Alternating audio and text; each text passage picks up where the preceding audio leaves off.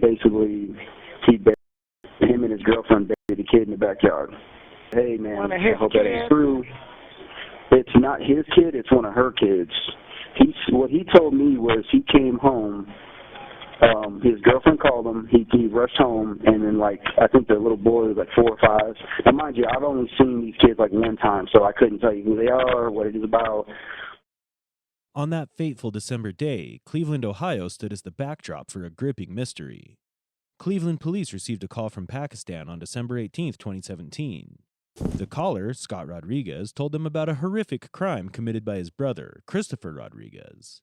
After the call, the police reached Christopher's house, which he shared with his girlfriend, Larissa.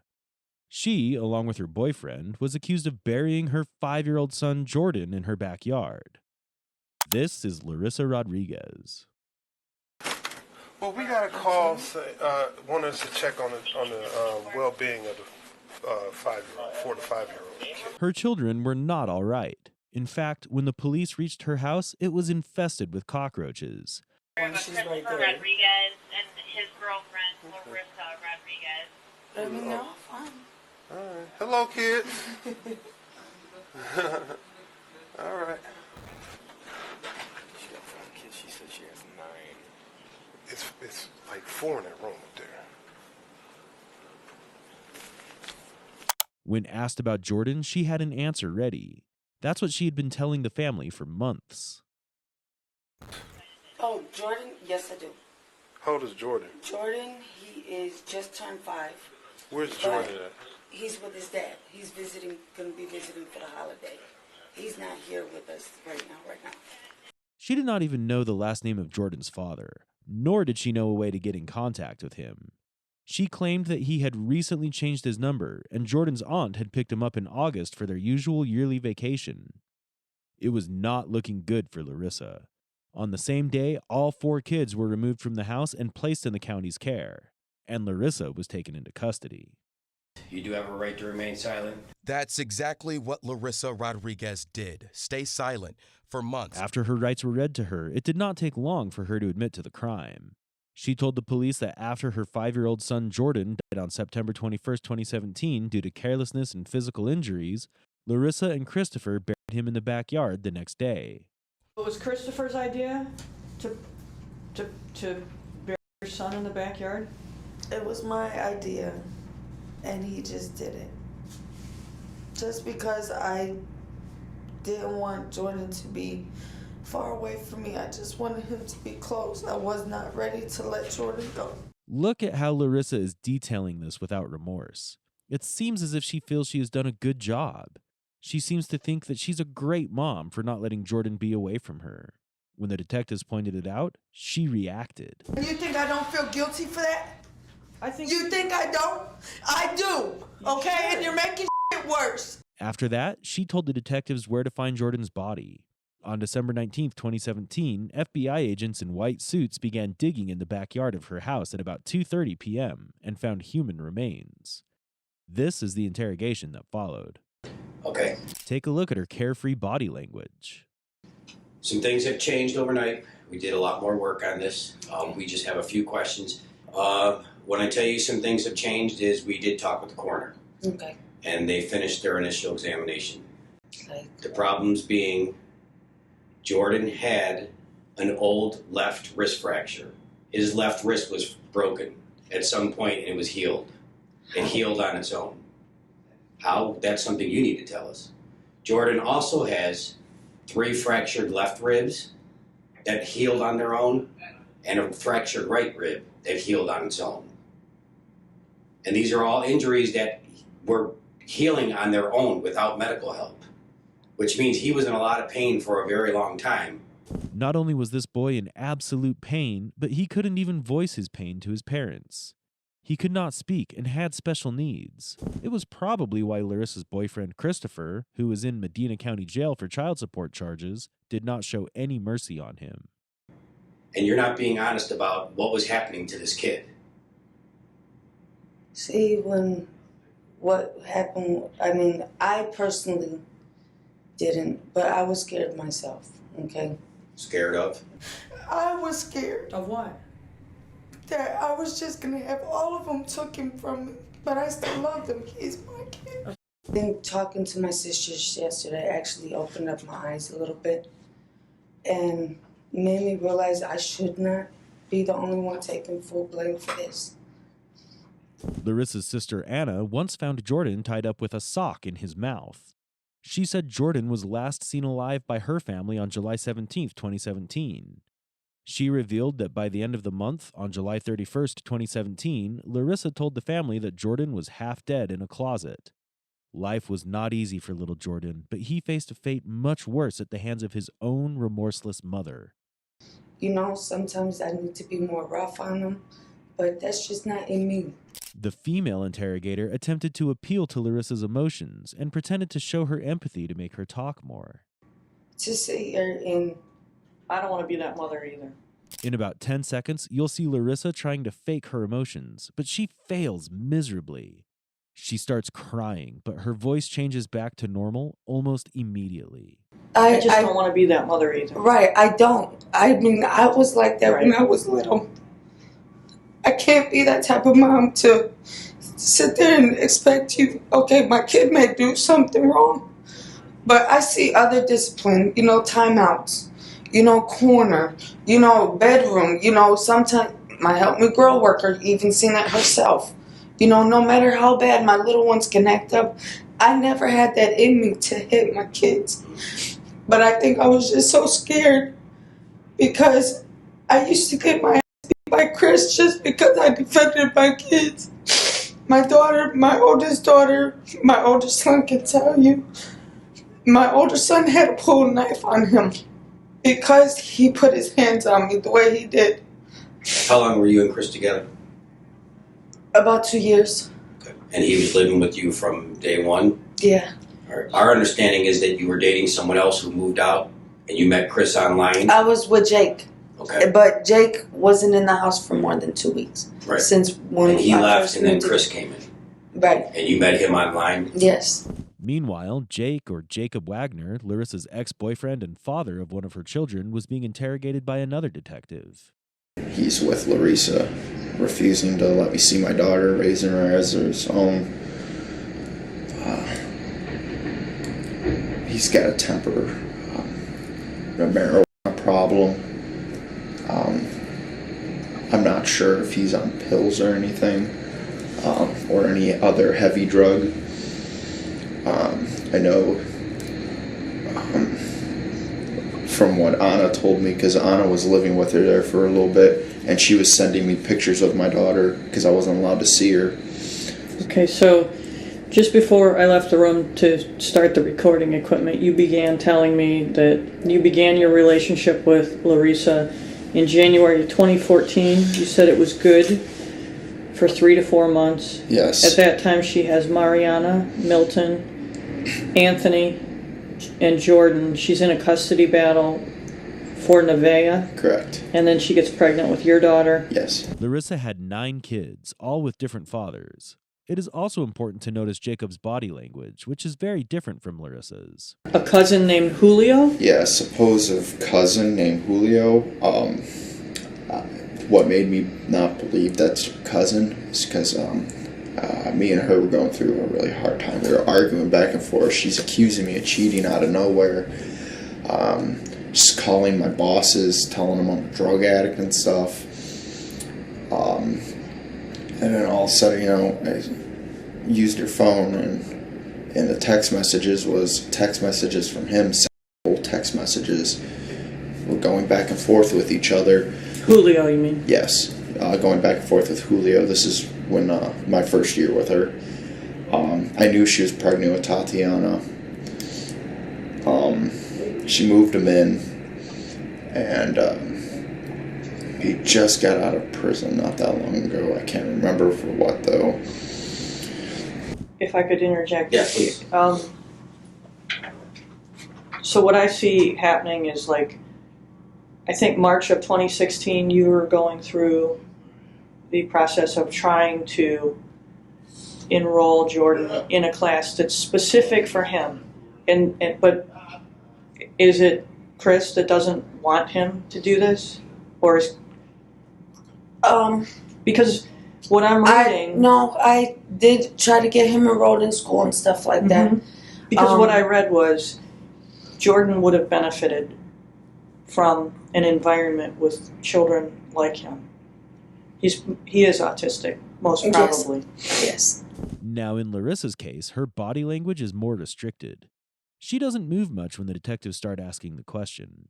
But as she starts answering and notices that she's getting support from the officers, especially the female interrogator, she starts using her hands more to make it sound more convincing. I was doing what I can, and if you notice, none of my kids or nothing ever went through this until I got with Chris. I know. That's why, listen, Nina, I'm not trying to give you a hard time. I'm a mother and you're a mother. And my sisters made me realize that, Listen, I know you had a horrible upbringing. That's terrible. I know. Police records show that Rodriguez had a history of violence as both a victim and a suspect. She has been connected to various incidents, including a missing persons case, assault, and domestic violence. When she was 15, her parents allowed her to live with her then-boyfriend, who attacked her in December 1998. Her parents refused to allow her back into their home and to provide care and support her. According to Anna, Larissa's sister, their mother was attacked in July 2007 by her then-boyfriend, Juan Mateo, because she had flirted with another man during a party. Bloodied, she stumbled to a nearby pharmacy, collapsed, and died. Since day one, ever since everything happened, I wanted to reach out.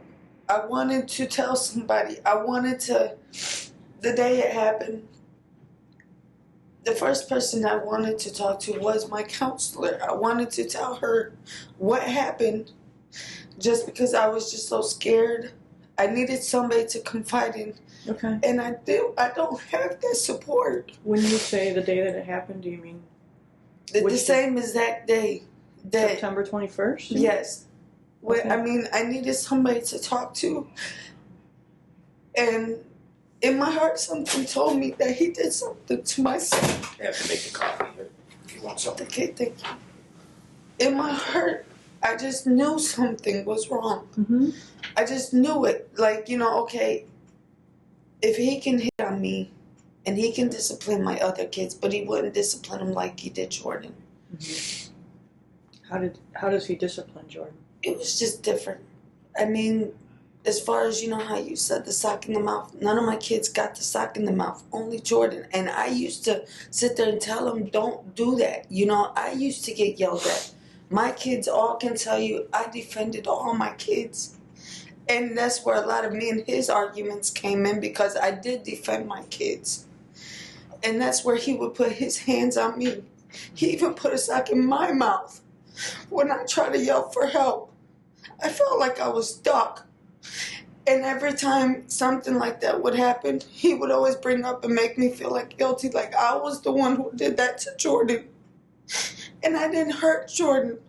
Jordan died on September 21st, 2017, and Christopher helped Larissa bury him in the backyard on September 22nd. Almost a month later, on October 15th, Christopher confided in his brother, Scott, and told him the details about the crime. Just the next day, on October 16th, Christopher was arrested on unrelated child support charges. Larissa mentioned her instincts as a mother, trying to take action on the day that Jordan died, but not once did she highlight the struggles of her son. Instead, she swiftly moved on to self-victimize as a tactic to make herself sound authentic to the interrogators. I was in and out, living out of my car. I remember one time I walked in because me and her sorted things out over the phone. I went into the store, picked up some food for him. I walked in, and she was trying to potty train Jordan. And she was calling him a retard. So what, let me just say this. We've seen pictures. Up until Christopher Rodriguez comes in the picture, he's a healthy child. He was healthy. He was healthy. However, for whatever reason, he focused on that child. I don't know what that reason was. And he tried to keep everybody away from me. I couldn't have friends. I couldn't have family. I couldn't have nobody. I wish I would, it was just like Jordan trying to tell me something. When I told you that when he finally took his last breath, it was like he was mad. Like I seen in his face like he just wanted to tell me something.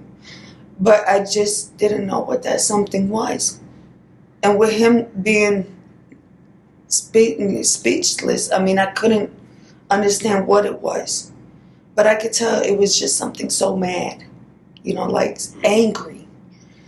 And I thought like he was trying to cuss me out or something. But I took it as he was just trying to tell me, Mom, I love you, I gotta go, But in my heart, something told me that he had something to do with this. Because every time after this happened, I just hated him. I hated everything. I just couldn't stand to be around him. Did you ever ask him to leave? With the help of recorded calls between Larissa and Christopher from the Medina County Jail, we can easily figure out that her claims weren't remotely true. Not only did she lie that she hated him and could not be around him, but she also faked her emotions, which accounts for clear signs of manipulation.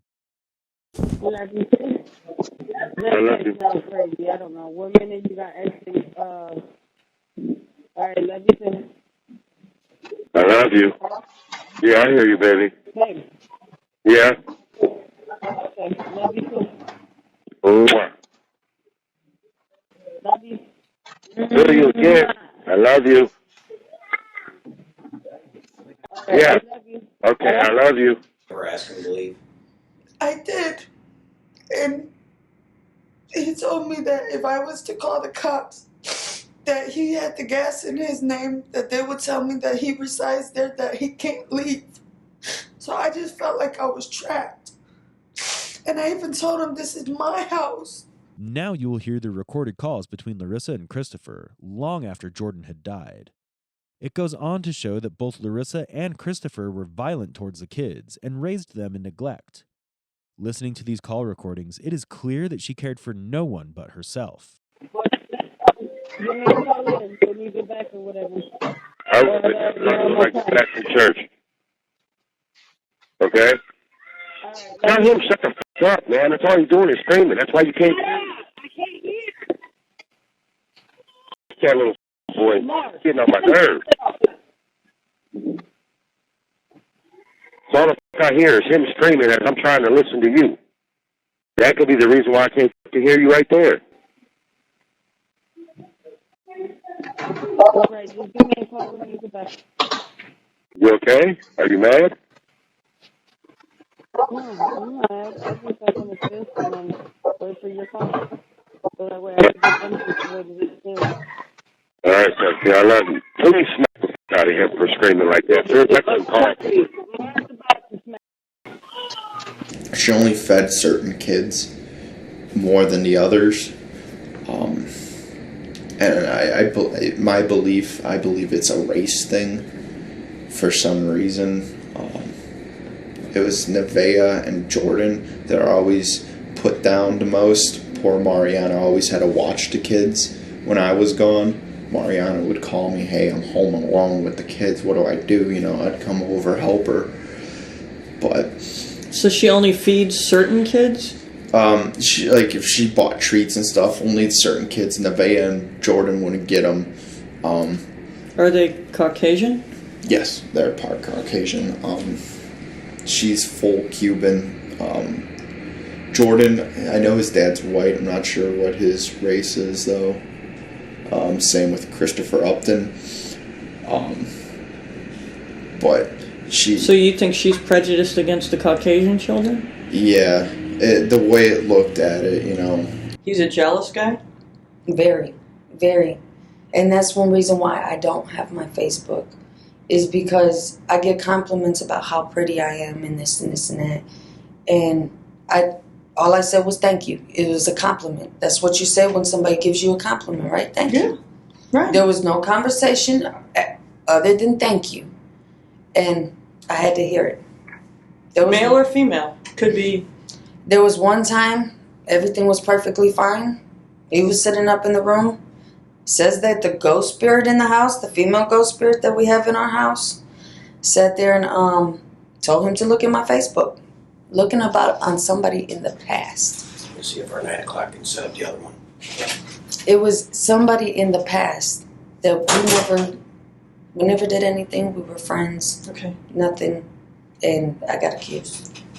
Listen, I have a really unique perspective into what your life is like. She goes on and on about Christopher and how the relationship affected her, totally sidelining everything about her dead son, and instead focused the conversation on herself. The next clip proves that Larissa was not the person that she wanted the detectives to see and believe. I'm so sorry. You weren't being sarcastic, you were angry. And how much time what am I really looking at? Can you tell me? I can't. During the trial, Larissa's crimes shocked the entire courtroom, so much so that the judge could not hold back her emotion. I know as a judge I'm not supposed to show emotion. And in 22 years, I never have. This is one of the worst things I've ever seen in my life. The court imposed a sentence as follows. Count 1, involuntary manslaughter, felony of the first degree, 11 years in prison. Count 2, felony of the second degree, felonious assault, 8 years in prison. Count 3, felony of the second degree, 6 years in prison. Count 5, abuse of a corpse, felony of the fifth degree, 9 months in prison. Counts 1, 2, and 3 to be served consecutive to each other and concurrent to the sentence imposed in count 5 for a total sentence of 25 years. The sentence is to be served concurrent to the sentence previously imposed in 625-508 for a total sentence of 25 years. Your sentence is as follows. Count 1, involuntary manslaughter, 11 years in prison. Count 2, felony of the second degree, felonious assault, 8 years in prison. Count 3, felony of the second degree, 8 years in prison. Count 5, abuse of a corpse, 1 year in prison, all counts to be served consecutive to each other with credit for any time served. That's a total sentence of 28 years. That's the maximum sentence available. Local people organized a wake to remember Jordan in his life as an adorable child. No matter what the different stories are, Jordan was in pain and he was mercilessly killed, while his own mother forgot to take care. Ma, I just wanted to let you know that I still love you, but I want you to tell me the truth and what really happened. Tell me the truth. I'm your oldest son. You never lied to me. I don't know why you would lie. And I just wanted to tell you I love you, and I'm going to get justice for Jordan. He's my little brother. You're my mother, but I have to do what I have to do. We're bound to get justice for Jordan. This is what this all boils down to. At the end of the day, it's for Jordan. But Larissa, I love you. To bless this family in the name of Jesus. Who do you think was responsible for Jordan's injuries, Larissa or Christopher?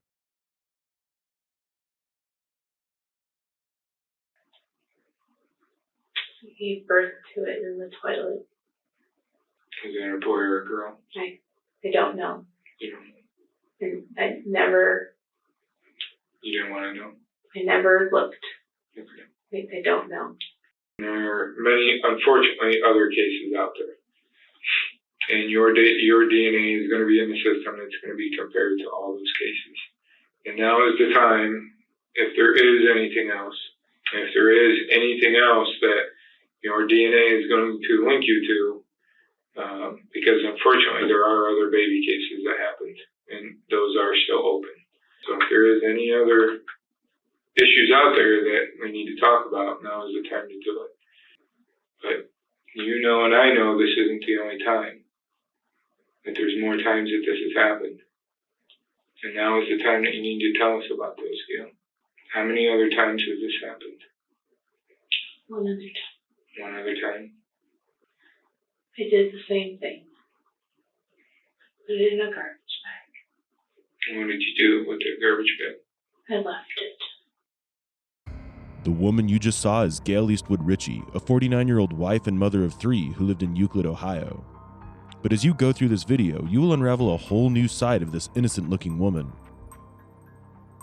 On March 25th, 1993, a month before she turned 23 years old, she tossed her newborn baby boy on a discreet side of Sidley Road in Geauga County, Ohio. She heartlessly wrapped the child in a garbage bag a few moments after it was born and left it in a remote area, hidden from unsuspecting passing vehicles. The next day, 2 newspaper delivery men found it and called the police. The child was left with no chance to survive and unfortunately was found dead. But this stirred very strong emotions in the people of the county, and the case became very popular at the time. The community even came forward and raised funds in order to have a proper funeral and tombstone for the baby. And since the baby had no identity, the tombstone called him the Geauga's child, named after the county that claimed him as their own.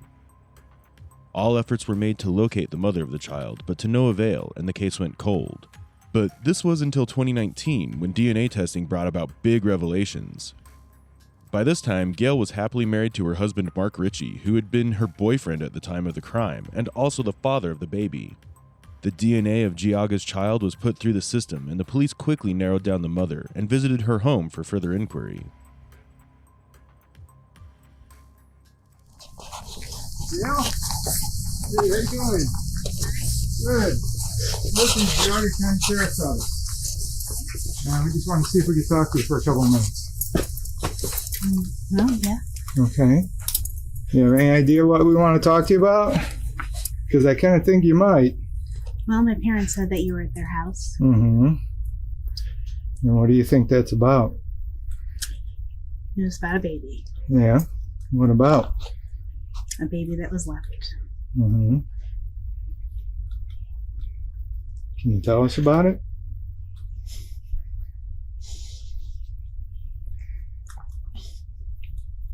We're not here to judge you, Gail. We don't know what was going on at the time. We don't want to speculate either, okay? So I don't think you want us to speculate. We're not here to arrest you, okay? We are here to take your DNA, okay? And we would like for you to tell us your side of the story, because we'd like to know. As of right now, you're not under arrest. You're not going to be arrested today. But we want to know what was going on. I think after 26 years, it's time. Don't you? It's had to be weighing on you.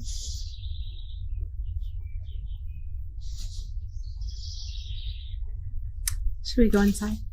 Well, what we'd like to do is get your DNA, okay? And then we would like for you to come back to our sheriff's office so that we can talk. You're not being arrested, okay? But we need to sit down and we need to hear your side of the story. Okay?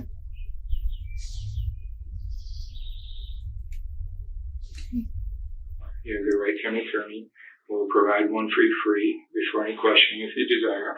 You can stop answering questions anytime. Do you understand that? Yes, I do. And with that being said, we do appreciate your cooperation. Even before bringing Gail in for questioning, officers make it a point to assure her that they only wish to find out the truth and not judge her.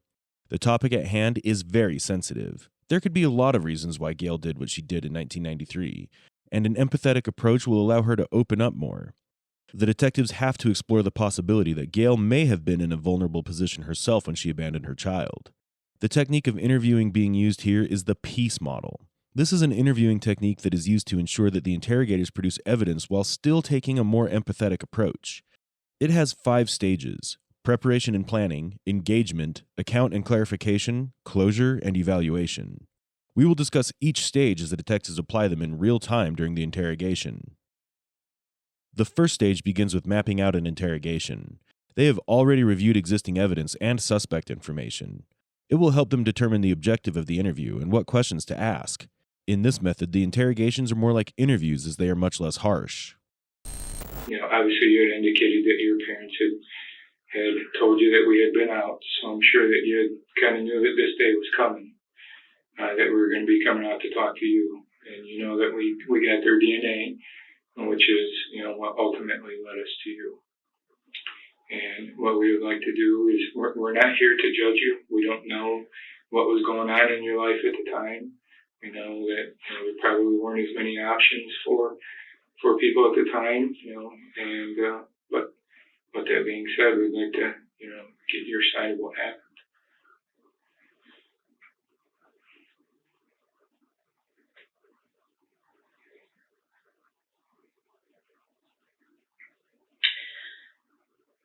So at that time, my husband and I were dating. We were sexually active. I did use contraceptives, but apparently one didn't work.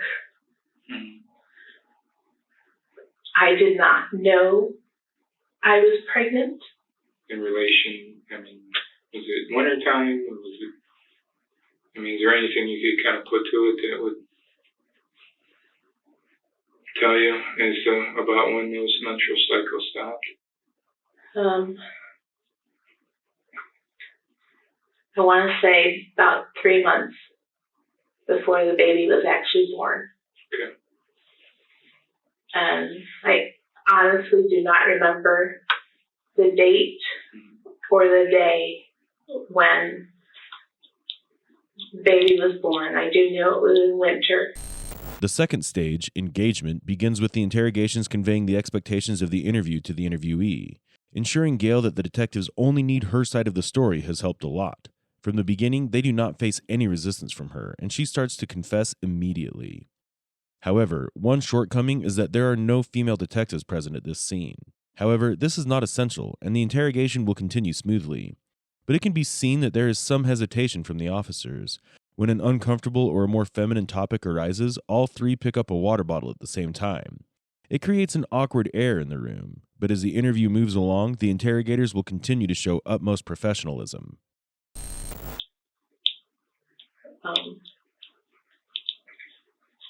I was at work. I was a nanny for a family in Shaker Heights. I was waiting for them to come home from school. I hadn't been feeling well at all that day. The next thing I knew, I was giving birth to a baby in the toilet. I didn't know what to do.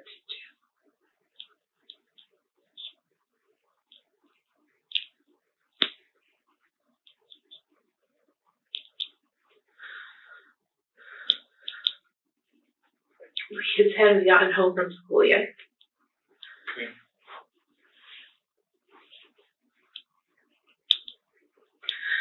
The only thing I could think of was to put the baby in a bag.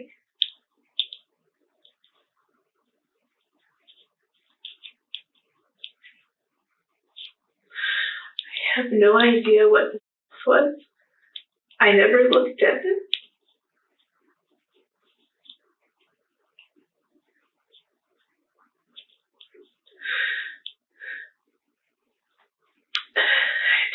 Out to my car. I placed it in the trunk.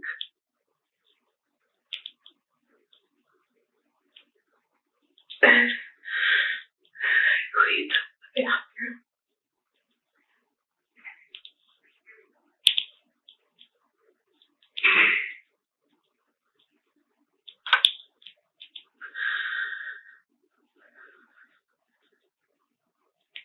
Was the baby still in a bag at that time?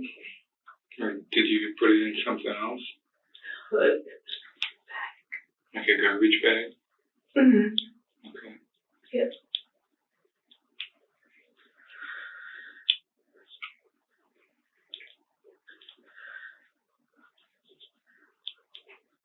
And then I went home. Where were you living at the time? With my parents. I was still on at Harwich home. there? Yeah.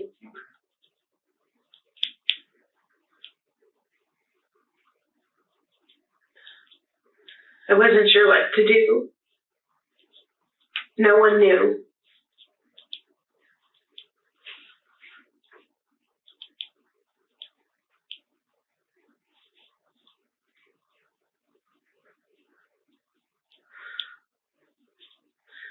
Then we had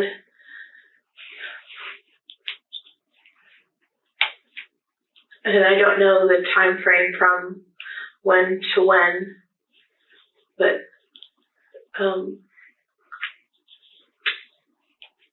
camps that were associated with Koinonia out here. I came out with our youth group for a weekend.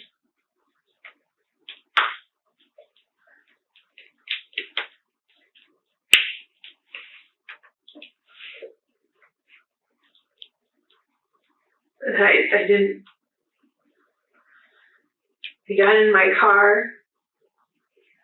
I left the camp for a while. I got in my car. From Camp Koinonia? Yes. I have trouble sitting there. I apologize. Yes.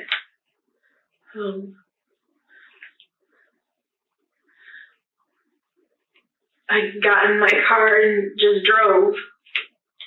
I don't know where I ended up. And then what time would they come home from school? 3:30. And you would stay till about what time? 6. Usually 6. 6 o'clock, and then you would go, and that's when you went home from there? Yeah. Okay. So, do you remember what day it was? Was it Thursday maybe, or Friday? I honestly don't remember the day or the month. But you said you went to a weekend camp that weekend, right? I don't know if it was that weekend. It may have been a whole week. Okay. Gail is upfront about giving the information herself, but the detectives find it difficult to get her cooperation when they ask about other people's statements. She refuses to give the information of the family she babysat for at the time because she does not wish to embarrass herself. Her expressions become painfully cold when asked to share the identity of that family. You'll also notice that she does use the word baby sometimes, but this is in repetition after the detectives. When they use baby to refer to the child, then she does too. But when asked questions that require thinking, she will again refer to the baby as it.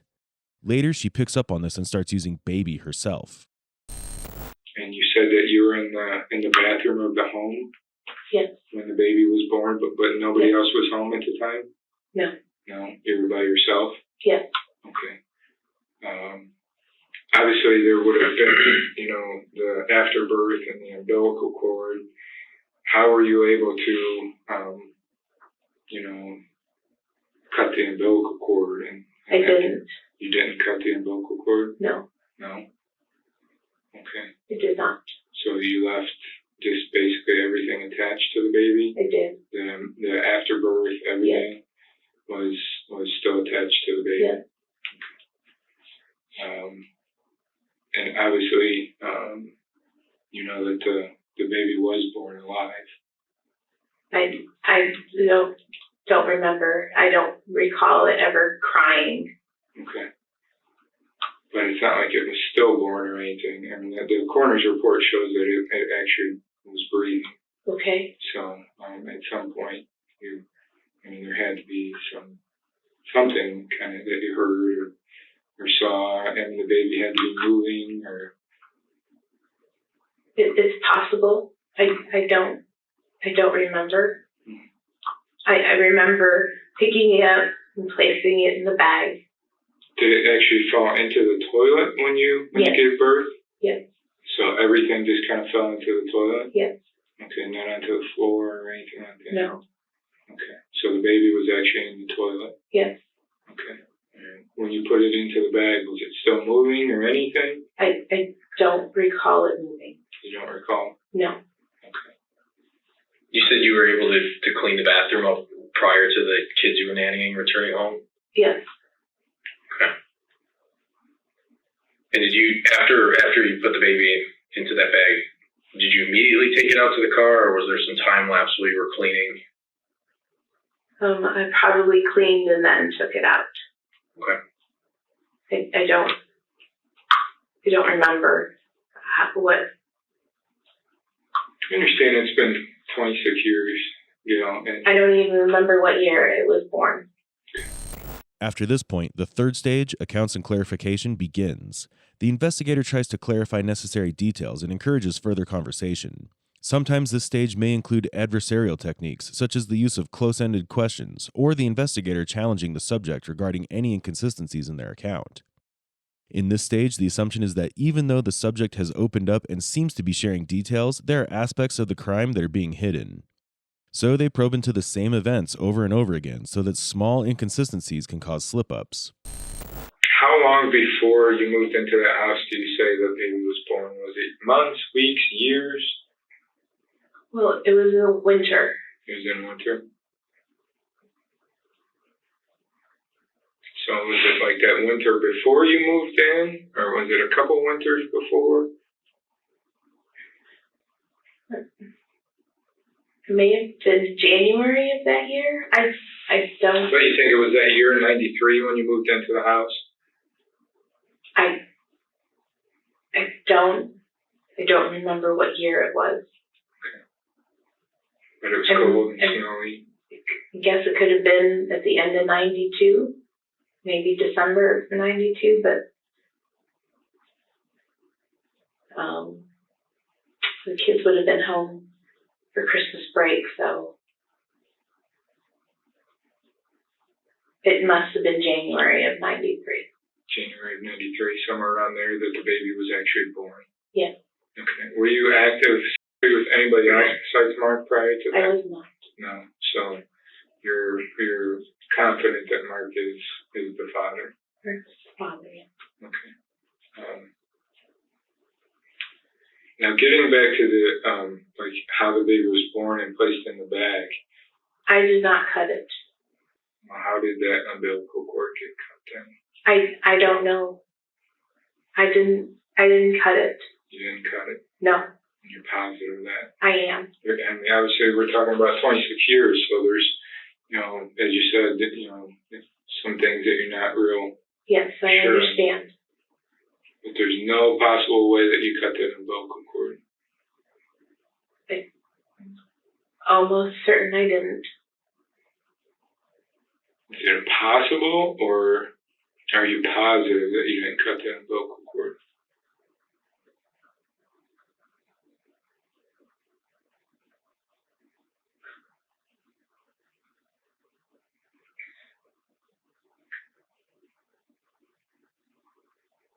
Because there's a couple of things, Gail, you've told us a lot, but there's a couple of things that I am kind of struggling with.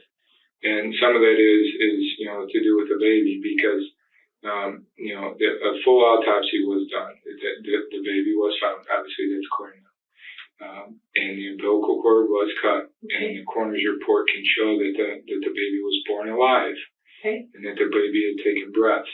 Okay. So that tells me that the baby was moving and there had to be some type of screaming or something that you heard or saw.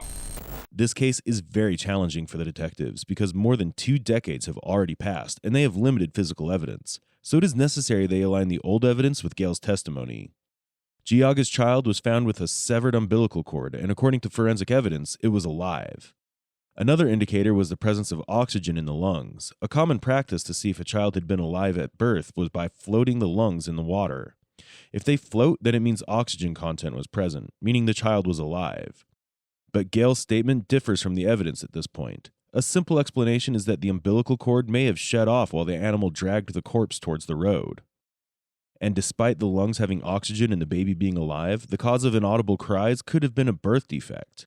This explains why the child was breathing and still could not make a sound. This proves the baby was alive at the time of birth and allows the officers to press charges for murder. I don't know if that's just something that you don't want to remember, obviously due to the circumstances. It's possible, but I really don't remember it ever making a sound. How about in the bag? Was it still moving around in the bag? Or had it kind of maybe drowned in the toilet? Or was it still kind of moving around in the bag? Well, I can tell you it didn't drown in the toilet because it didn't have water in its lungs. No, I don't think it stayed in the toilet long before I put it in the bag. So even in the bag, it's got some oxygen in there. It's breathing. It's taking some breaths. It's probably moving. It's got to be making some kind of noise.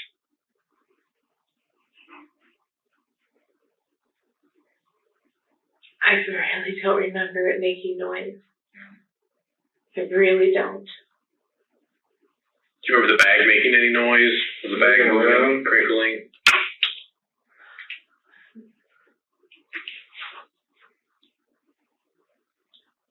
Not that I'm aware of. I suppose it could have been when I put it in the car. Mm-hmm.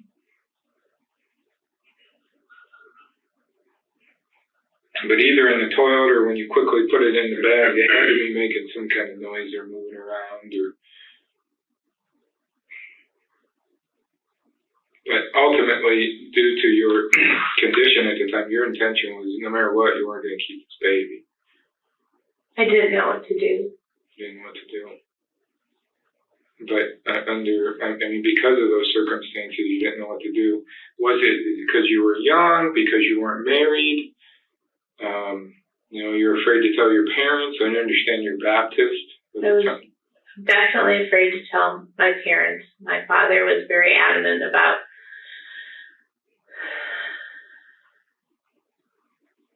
not having children before you're married. Did you think there was going to be confrontation with him when you told him?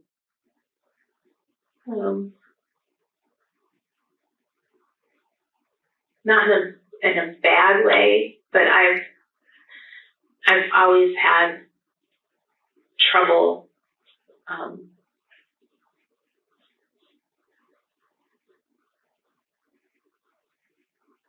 dealing with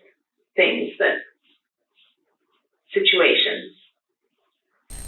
If the murder was planned, this changes everything in the interrogation. The role of the investigators is to ensure that they are getting all the relevant information and that nothing is left out. But the fact that Gail was menstruating for some months after the pregnancy is in her favor. It's possible that she did not expect to deliver the child when she did and discarded the baby because she was shocked and ill-prepared. If that was the case, it's possible that the sudden surge of stress may have caused her to shut down and become detached. However, it's hard to ignore her reaction as she's making her statement. She has had a lot of time to process her crime, and even today, she lacks remorse. She piercingly looks into the eyes of the interrogators, and she gives the most bleak details of the day. I don't know. How long had you and Mark been dating when this happened? When did you meet Mark? We went to church together, so I'd known him most of high school. And then, I'm going to say, I liked him when I was 16. Do you remember that? And then we separated for a while. And then I want to say when I was 17, we kind of hooked back up again. You guys have been dating ever since, pretty much, dating or married since 17? And when were you born? 1970. So, 87-ish you guys met? You were still in high school, right? I was, yes. And he was out of high school? Yeah. Okay. So you had been dating for a couple of years? Yeah. At that point? Yes. And I would say later that year you moved in together, and following year you got married. Right? 93. You moved in together, Mm-hmm. and then you got married in 94. Yeah. Okay. So how do you think he would have taken it at the time? What do you think he would have said? Were you afraid that he was going to leave you? What was your concern with telling Mark? I can understand you said your dad didn't want you to have kids out of wedlock. It was probably, yes, I was probably afraid that he would leave. I didn't want nothing to do with that.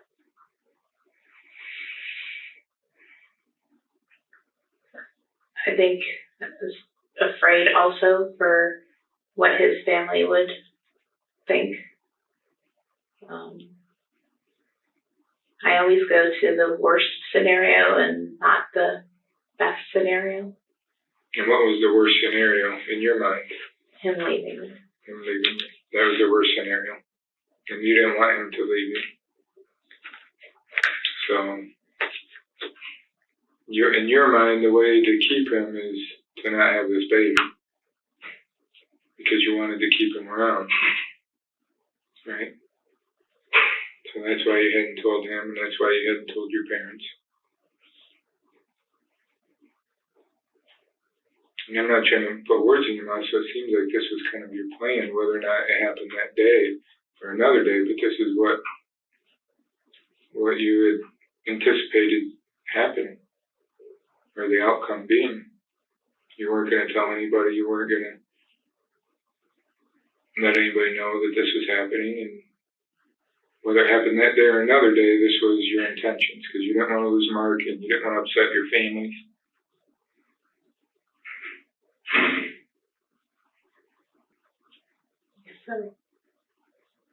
I don't want to put, was that your intention? It would appear that way.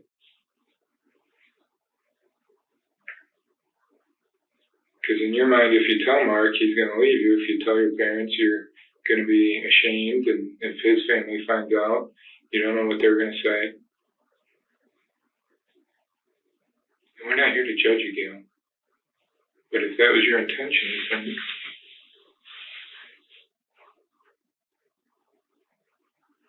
I don't think it was my.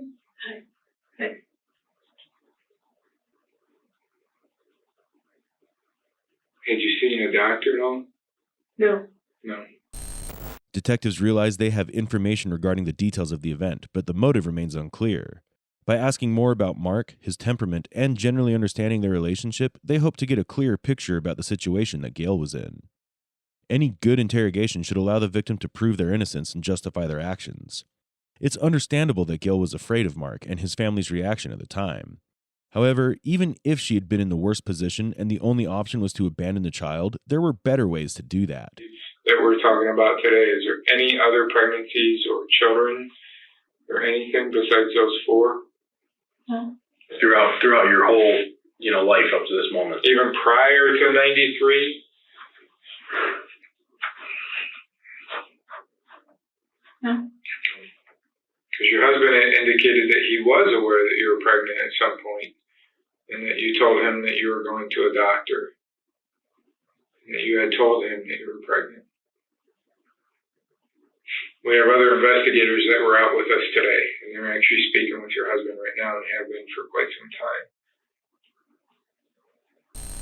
In the 4th stage, closure, the detectives try to give more clarity to Gail. They tell her how she's been tracked down with the help of DNA testing. They also tell her that they are currently speaking to Mark in another room. New information has come to light in this process, and they have to align the facts that they've derived from the 2 statements. Her husband is evidently a very big trigger point for Gail, and this takes her reactions to another level. She's become even more closed off now. When asked about any other possible pregnancies before that, she gives a faint and unconvincing no for an answer. Was there ever a time prior to the incident we're talking about today that you ever thought you could have been pregnant? No. No. You said that you and your husband, did you like him when you were 16? Did you guys date a little bit when you were 16? We did. What caused you guys to separate? You said you separated for a while. Didn't ask me out anymore. Okay, so you went on like a couple dates, or were you guys kind of, exclusively seeing each other? Oh, yeah, no, just a couple dates. On a couple dates? Mm-hmm. Okay.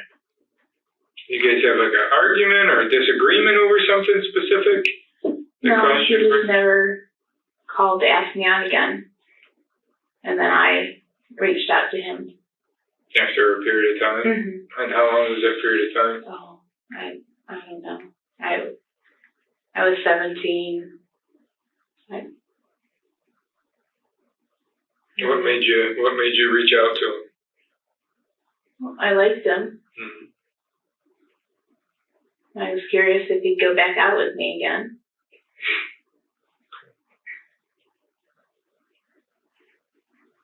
So we need to see if we can get something worked out for you. So if there's anything you could think of, I understand that you don't want to bring your issues into somebody else's house, and I respect that. But we also don't know. I mean, your kids don't know. Your husband just found out. We don't know how it's going to go.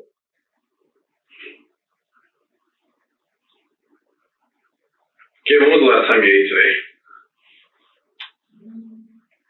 So before you left Half for an work. hour before I left for work. We'll see if we can. Okay, do you want me to see if I can find you something to eat? Well, we'll see if we can get you something, and then it's your choice if you want to eat it, okay? The fifth or final stage is called evaluation. Here, the investigators believe they've collected enough information on the crime, and they try to assess the information and how well it fits the evidence. They'll revisit the topics that they are not entirely satisfied with at this point. They need to ensure that they have covered all the bases. The detectives not only worry for her safety from the people in the county, but also from herself. For the past 2 weeks, she's also been considering taking her own life. Her safety has become a priority at this point. Is the fact that obviously you know now we had a search warrant for your DNA. All right, and we have your DNA, and that is not only going to be compared into the child, but also into the database. And there are many, unfortunately, other cases out there. And your DNA is going to be in the system. It's going to be compared to all those cases. And now is the time, if there is anything else, that you need to get it out there. You've come, clean with this, what's happened here. You've told us what's happened. If there is anything else that your DNA is going to link you to, because unfortunately there are other baby cases that happened, and those are still open. And then there's other homicide cases here in Geauga County and in Asheville County and Lake County. And now that we have your DNA, it's going to be compared to all those cases. It's going to be in that system. So if there is any other issues out there that we need to talk about, now is the time to do it. Because I'm not getting warm and fuzzy that this isn't the only time. That there may be some more times. And it's going to be compared to all those other cases, Gail.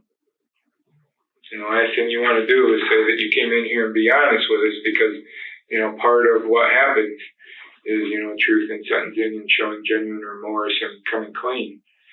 And if there are other issues, now's the time that we need to talk about them.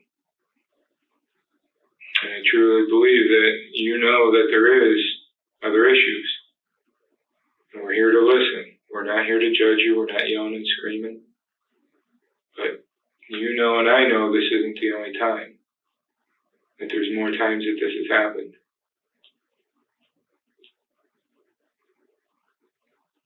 And now is the time that you need to tell us about those, Gail.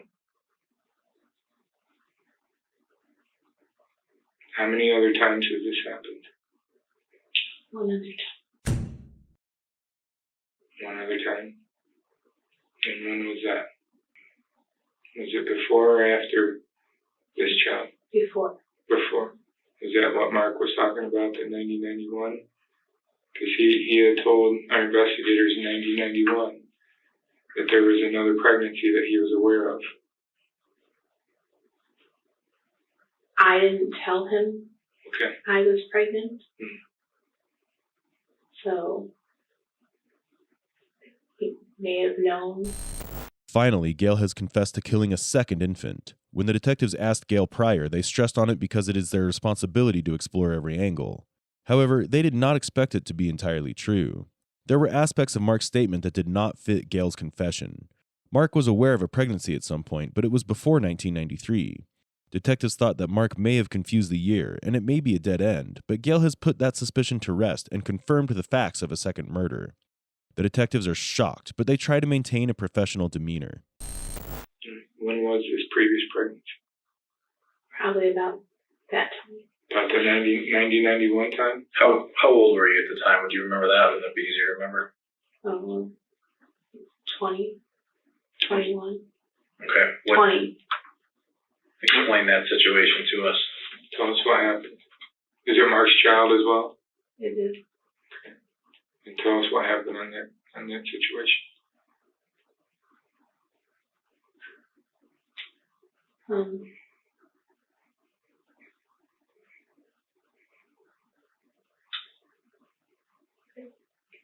Pretty much the same situation, other than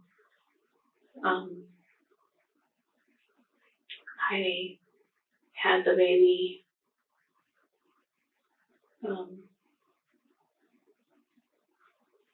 his rental house. And where's his rental house? It was Euclid. Euclid? Is that in Harwich? Hmm? What street was that on? No, it's where he was living, 248th Street. Okay. He rented from his brother. Mm-hmm.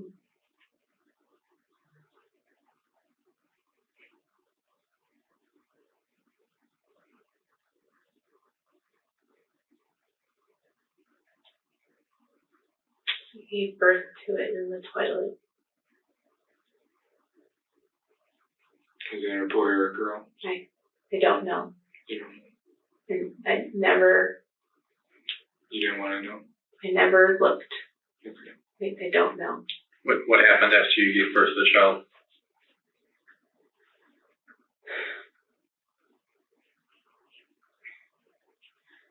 I did the same thing. Put it in a garbage bag. And what did you do with the garbage bag?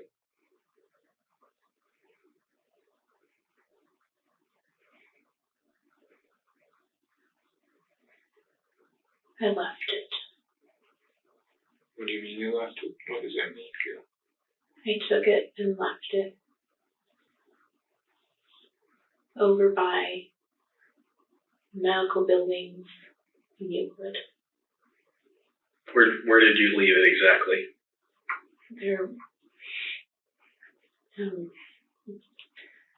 There's a road called Brush Road.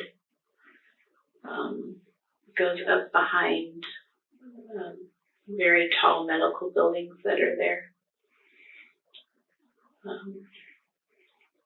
And I just left it over in the tall grass. How do you know the difference between that child and the child that we found? I mean, what is so distinguishable? Was it because of the location? That's what reminded you of, the child that you birthed on 248th and the child that you birthed at the home in Shaker Heights?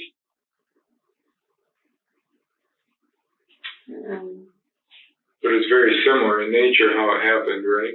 Yeah.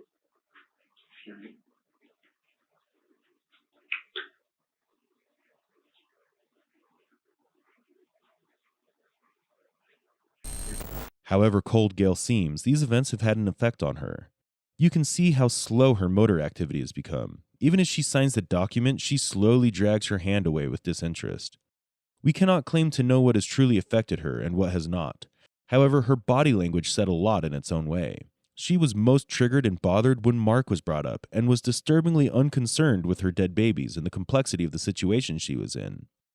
We understand from her accounts that insecurities are the reason for this insanity. But was it justified in the end? Though Jayaga's child went without justice for 26 years, fortunately there was enough forensic evidence to prove the facts of the case. Advancements in DNA testing brought Gail, the culprit, in front of the jury, and the fact that the baby had been alive after he was born was enough to present this as a murder. The remains of the first child were not found, and hence they were not presented. The decision was made to not reference the first baby, so it could not influence the jury. Finally, 51-year-old Gail Eastwood Ritchey was convicted of murder and sentenced to life imprisonment with the possibility of parole after 15 years on May 24, 2022. Judge Andre, who gave the ruling on her case, had the following to say in the end. Your wrongful efforts to conceal what happened in February 1993 did buy you 29 years of normal life where you got the chance to get married, raise children, and do some good works. But ultimately you gained that time on the back of a helpless infant whose body you concealed in the woods. Ironically, Jayaga's child did more for you than you ever did for him, probably. Your freedom is over. It is finally time to atone for these awful, unnecessary deeds committed 3 decades ago. So I sentence you to life in prison with the possibility of parole in 15 years. The county of Jayaga was already heartbroken when they discovered an infant on the side of the road in 1993. There were numerous possibilities as to what brought this child to an untimely fate, but at least there was hope that maybe, somewhere out there, a mother missed her child. but this community of big-hearted people took it in as their own. But when the truth came out, it was worse than their imagination. A monster of a mother who did not care enough to look at the baby, let alone name it. Do you think that Gail got the sentence she deserved, or should it have been harsher? Or perhaps you think she was the victim after all? Share your thoughts below.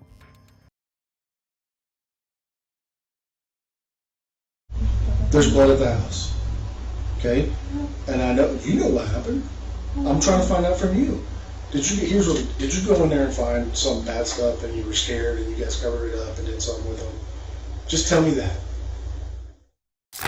This is 25-year-old Cheyanne Jessie, who's being questioned by the detective in the Polk County Sheriff's Office on the whereabouts of two people who she herself had reported missing on August 1st, 2015.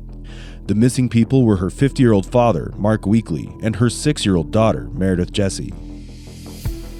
How did she go from being a concerned mother and daughter to becoming a suspect herself? Within a couple of hours of her filling the report, 2 detectives were assigned to investigate the case. Cheyanne reported that she'd dropped off her daughter Meredith at her father's house 2 weeks ago on July 18, 2015. It was not the first time Meredith had stayed with her grandfather, as she was quite fond of him. Unfortunately, that was the last day Cheyanne saw either of them. The cops met at her father's house and realized instantly there was more to this case. Furthermore, she claimed that during those 2 weeks she'd been living with her boyfriend, Matthew Monroe, also known as Cody. Although they'd started dating only a few months prior, Cheyanne spent most of her time with him. The cops were also surprised to learn that the only communication she had had with her father during this time was a single text message from him. Dear Cheyanne, I've been diagnosed with cancer. As I'm already counting my last few days or months, I would like to spend them with my sister in Georgia. I'm taking Mare along as well. You've been a great daughter, and I would want you and Cody to live in this house and have a great life ahead. Love, Daddy. But Mark and Meredith had not been heard from since that text, and were nowhere to be found. This case took a sharp turn when the cops decided to take Cheyanne into custody within hours of the investigation commencing. A number of reasons were visible on the surface. Things don't smell right. Literally, they don't smell right. There's a foul odor in the house. The detectives had noticed a foul odor in the house when they visited Cheyanne. Cheyanne tried to brush it off, saying it was just a dead raccoon causing the stink. However, they also noticed bloodstains on the furniture and rugs. There were other parts of Cheyanne's story that were not adding up. Cheyanne claimed that she'd tried calling her father multiple times, but the messages only went to his voicemail. The call records matched her claims. What didn't align with her story was the location of her father's device. If everything was fine, then what made her file this missing report? And why did she do it after 2 weeks of receiving this message? Cheyanne's behavior was unlike a woman who had suddenly lost contact with her father and daughter. To understand the family dynamics better, the cops started their line of questioning. So on a scale, I know that your daughter has issues, but on a scale of 1 to 10, how would you classify you and your daughter's relationship, 10 being the best? I was trying to make it at least an 8, but she... But realistically, about it's 5. 5? Okay. Because every time I go to hug her, she turns to violence towards me, and I'm like, okay. But when I come home from work and I'm tired, I say, give me just a little bit, let me calm down from work, and then we can play. I used to take her out to do stuff when I had the money. We used to go see movies sometimes or go to a park, but then she started becoming a little weird when it comes to strangers. Like, she went up to a stranger and shaved him and told her whole whatever she knew. If she knew her address, she probably would have told him that. And how would you classify Matthew's relationship with your daughter on a scale of 1 to 10, 10 being the best? He was trying to make it like a 10, but... Of course, you know everything would be a 10. Yeah, but he goes, I don't know how to deal with her. I've never really had a kid. Right. And he goes... So that makes it better. Basically, he's never alone with her. He goes, I don't want to be alone with her. Matter of fact, she's a little girl. There's people will accuse me of all different things. I'd rather just be safe, and he takes her with his family. And as long as she's buying him things, she's happy and she loves him. But when he says, well, I can't buy it, we have to pay bills, then she hates him. And then she tells him that only thing he's good for is money. And I said, no, he's trying to be a dad to you because your dad is with his other family right now. That's what I tell her. So that's why she doesn't feel like, well, my dad abandoned me. So do you think it's better off for your child? You said he was going to be staying with your dad, or she was going to be staying with your father until maybe school starts. Do you think it was better off your daughter staying with him full time for you and your relationship? Do you think that's fair to say?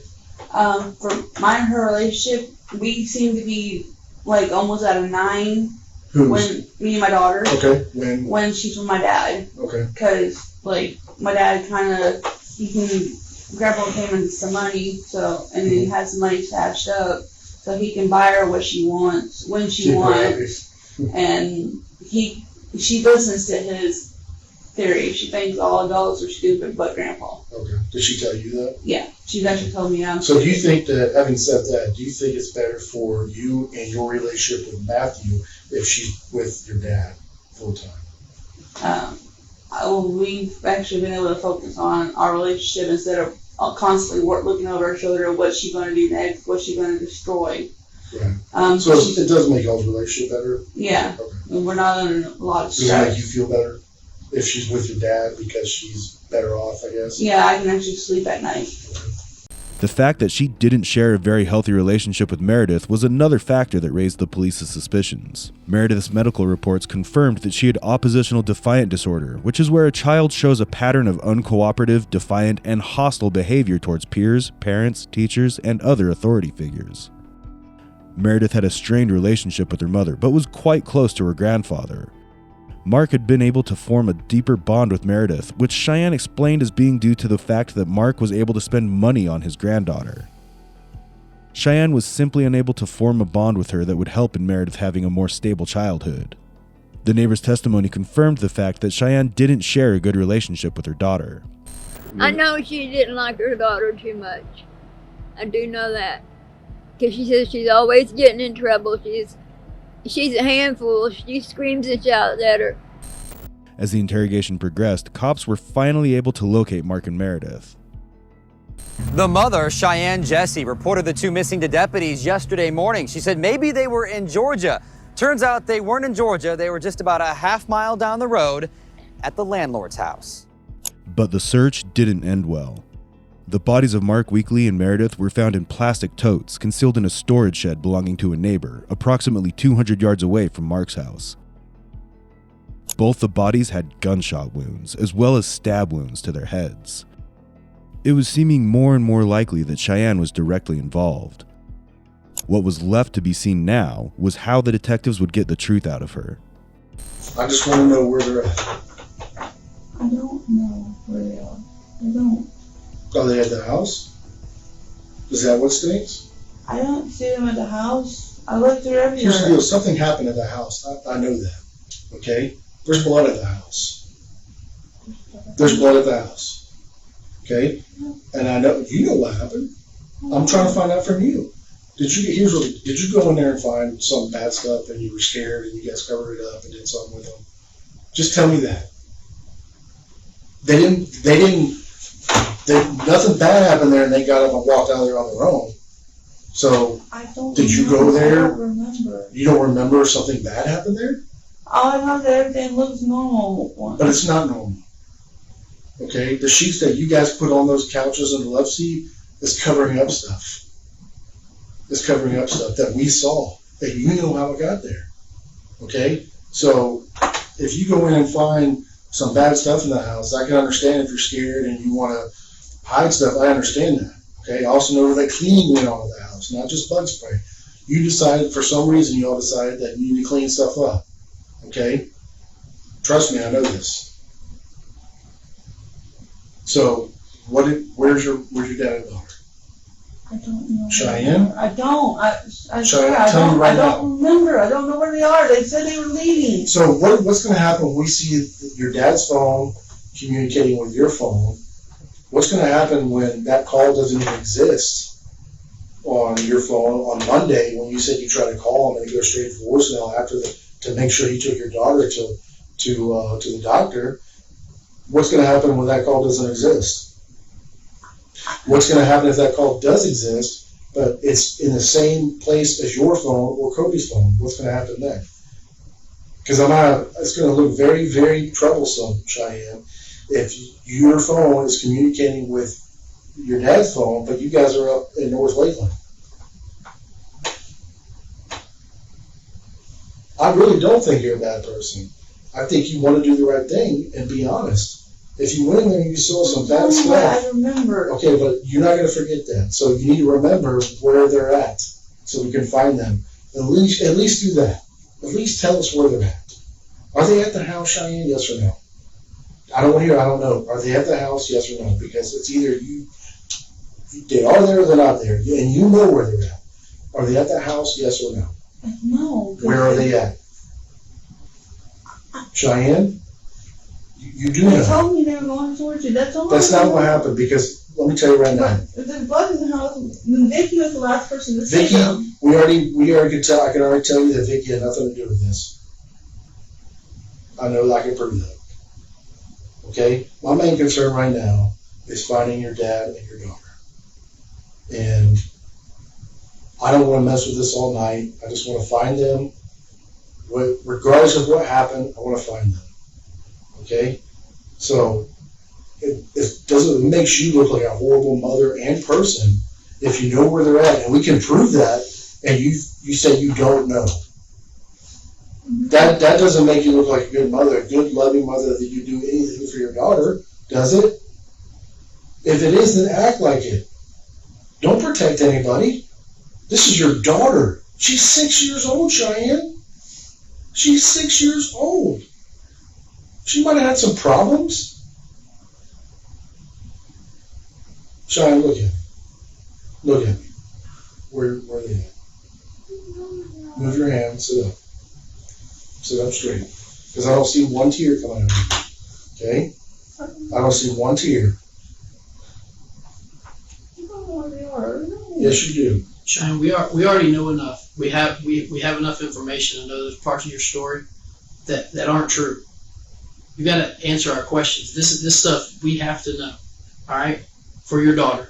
For your daughter, we need to find her. You do know.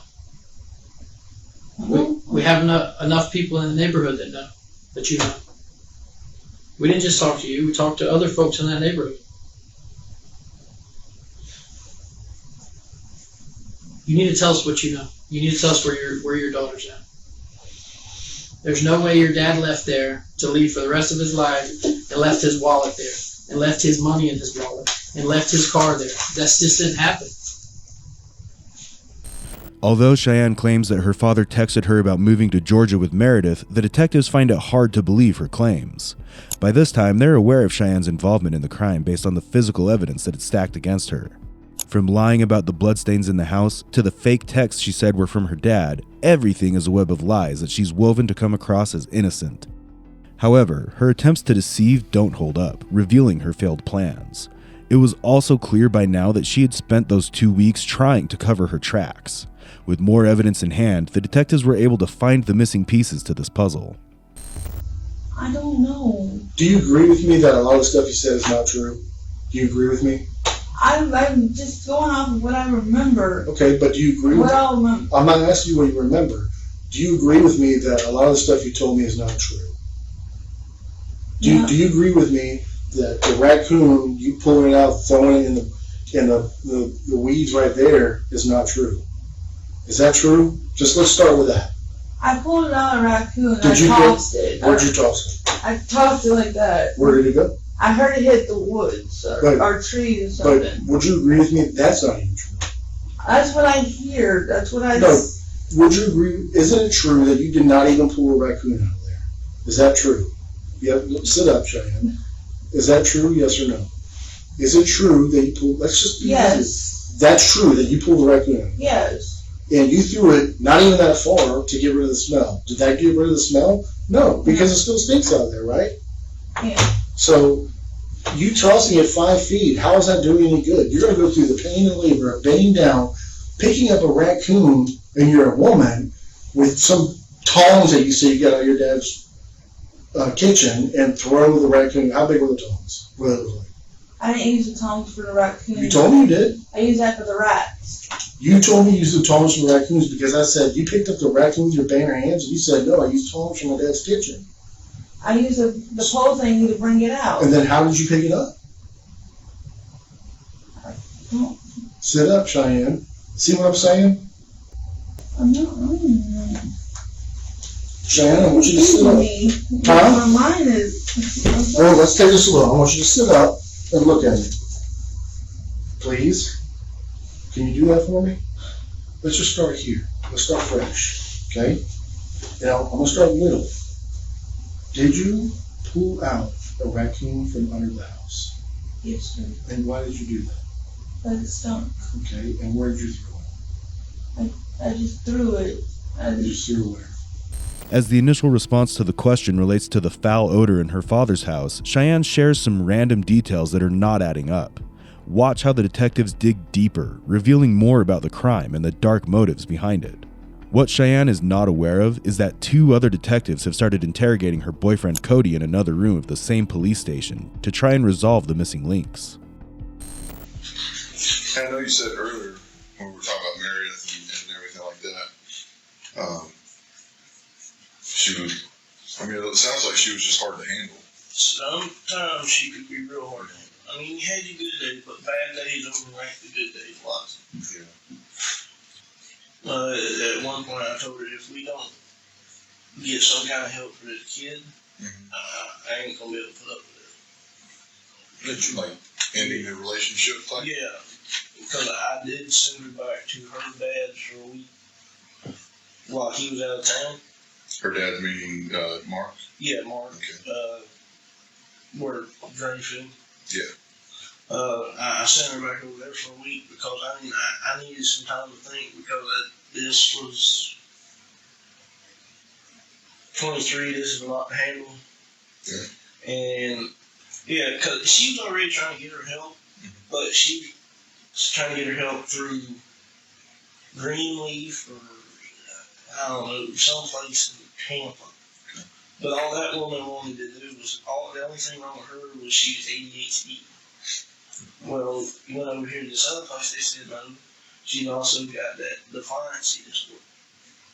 She'll right up tell you, I don't like getting told what to do. When did you have this conversation with Cheyanne about, getting married to some help or having to rethink the relationship?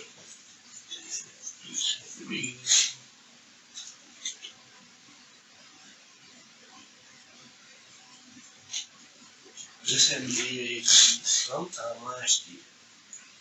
Maybe at the end of it or something. And by rethinking a relationship, you end the relationship with Cheyanne?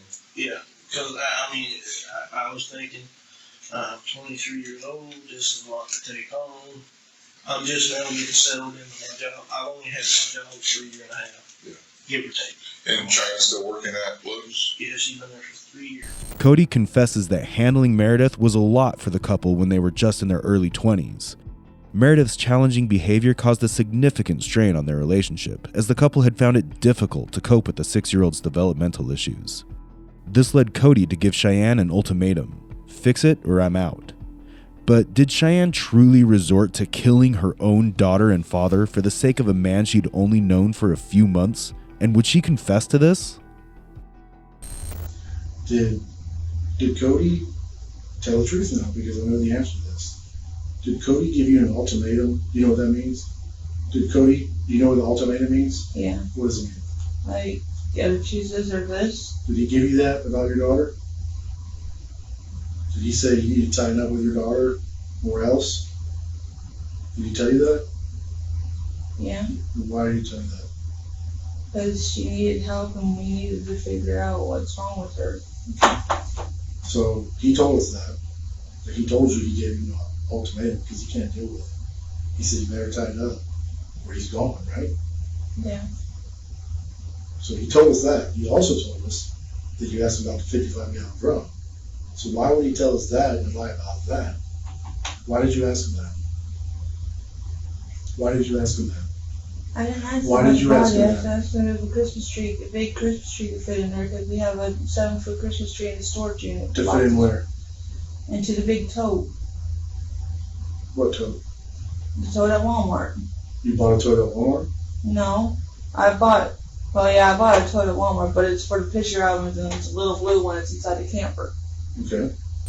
Given what we've learned about Cheyanne thus far, Cody's ultimatum may have influenced her to some degree. The detective aims to gauge the depth of this influence through Cheyanne's response. Yes, and she asked me if I thought one of those big 55-gallon tubs would hold the body. When did she ask you that? This is maybe 3-4 days ago. Let me grab my pen so I can make sure. Yeah, I mean, I just remembered this. Okay. Cody, in his statement, also revealed that Cheyanne had mentioned buying tote bags large enough for a human to fit into. Note that both Mark and Meredith's bodies were found in large tote bags. Cody's conversation with Cheyanne about the tote bags was pretty disturbing, and when Cheyanne saw his reaction, she tried to cover it up by saying it was just out of curiosity, as she'd been watching Criminal Minds for a while. Additional evidence that the detectives present to Cheyanne directly contradicts her account of her father and daughter's disappearance. So tell me what happened. If you had to defend yourself from your dad since you were a kid, tell me what happened. I always had to I tried to take him away when he runs away from me.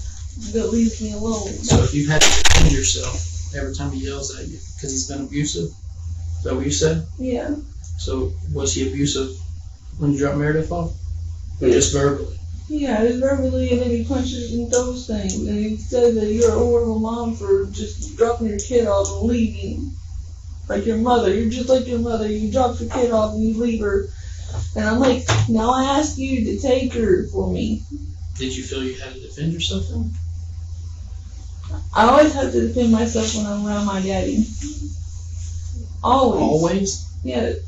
I know that sometimes when my daddy does attack me, I do black out. I do. Because I don't remember parts of times. And it's like one time it's 1 o'clock, next time it's like 3 o'clock. So did that happen? It happens a lot. It's been happening a lot lately. Yeah, this is a self-defense issue. Okay, if that's what you're saying, okay. But just tell me the whole story so I can understand it. Tell me the whole story, and I can understand, so I understand. If you're saying it's self-defense, tell me the whole story that makes sense, okay? But every time I go to my dad's house, even Cody could tell you that I always cower because my dad is always yelling at me. I believe that. And Cody did tell me that. I believe that. I'm always afraid he's going to do something to me. Okay, so what happened when you got there? Did he come at you with a knife? Yeah. And then what did you do? I kicked him in his balls, and then he got pissed off even more, and I wound up on the floor, and Lucky was just looking at me. And I looked at my dog, like, come and help me, Lucky, help. Where was Lucky at? He was cowering in the kitchen. Was he in a cage, or? No, Lucky can't really hear all that well. My daughter stuck her fingers in her ears and now she's deaf. She's deaf? Yeah, because my daughter kept shoving her fingers in her ears. And so Lucky won't come help you, so what'd you have to do? All I remember is that he came this way with this, and then I put it away because my daughter was... Say that again? He came at me like this. With a knife? Yeah, like, and I put it away. Like, he got this on and pushed it this way, and then my daughter was coming this way, and that's all I remember is you pushing her away. But he had a knife in his hand? Yeah. Okay. And then, did you see blood on your daughter? I don't remember that at all. Okay. So how did you get your dad off you? I mean, how did it end? I don't remember that.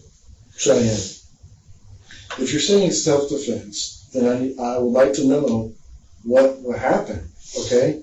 If you're saying he's attacking you, you can do whatever you need to do to save your life. That's okay. I need to know that because I don't believe you blacked out. A fascinating turn of events unfolds as the detectives themselves introduce the possibility of self-defense to Cheyanne, only to dismantle that narrative as well. Observe closely as they reach the core of the interrogation. This is what I remember. What do you remember? There's a shovel outside. I seen there's rust in the bathtub. Because the shovel wasn't there. Why was it in there? There's always been rust in that bathtub. Why was the shovel in the bathtub? I didn't see no shovel in no bathtub. Why was the shovel in the bathtub? I didn't see no shovel in no bathtub. Why was the shovel in the bathtub? So you asked Cody about a Christmas tree? Really? He didn't tell us about a Christmas tree. He said a person.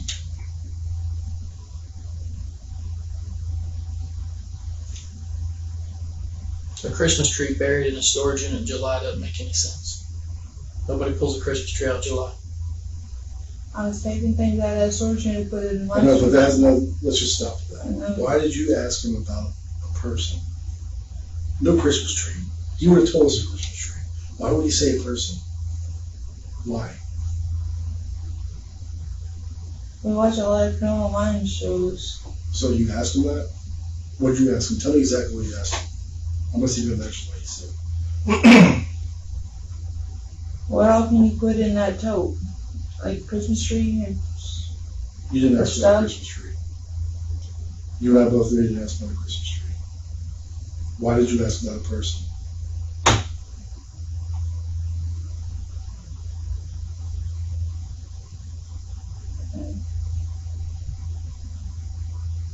Cheyanne. It's time.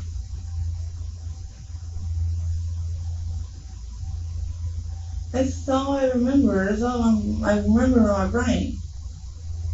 No. Why did you ask about a person? You know you asked about a person because you just said, oh, we're watching on Criminal Minds. Why did you ask about a person being in the tote? Would it fit the tote?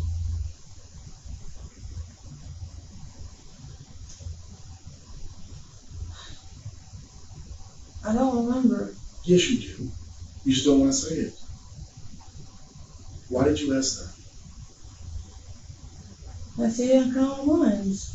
What did you see on Criminal Minds? Tell me. A big old tote and a Christmas tree in it.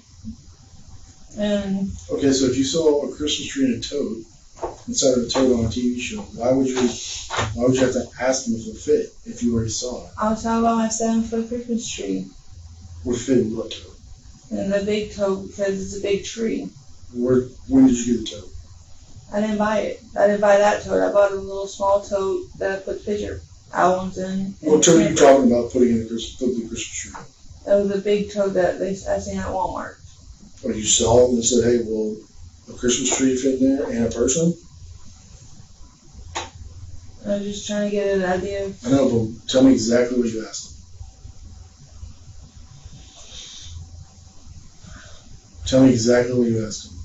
All I remember was talking about Christmas tree. That's all I remember about. I don't remember about no body. You didn't ask him what person fit in there?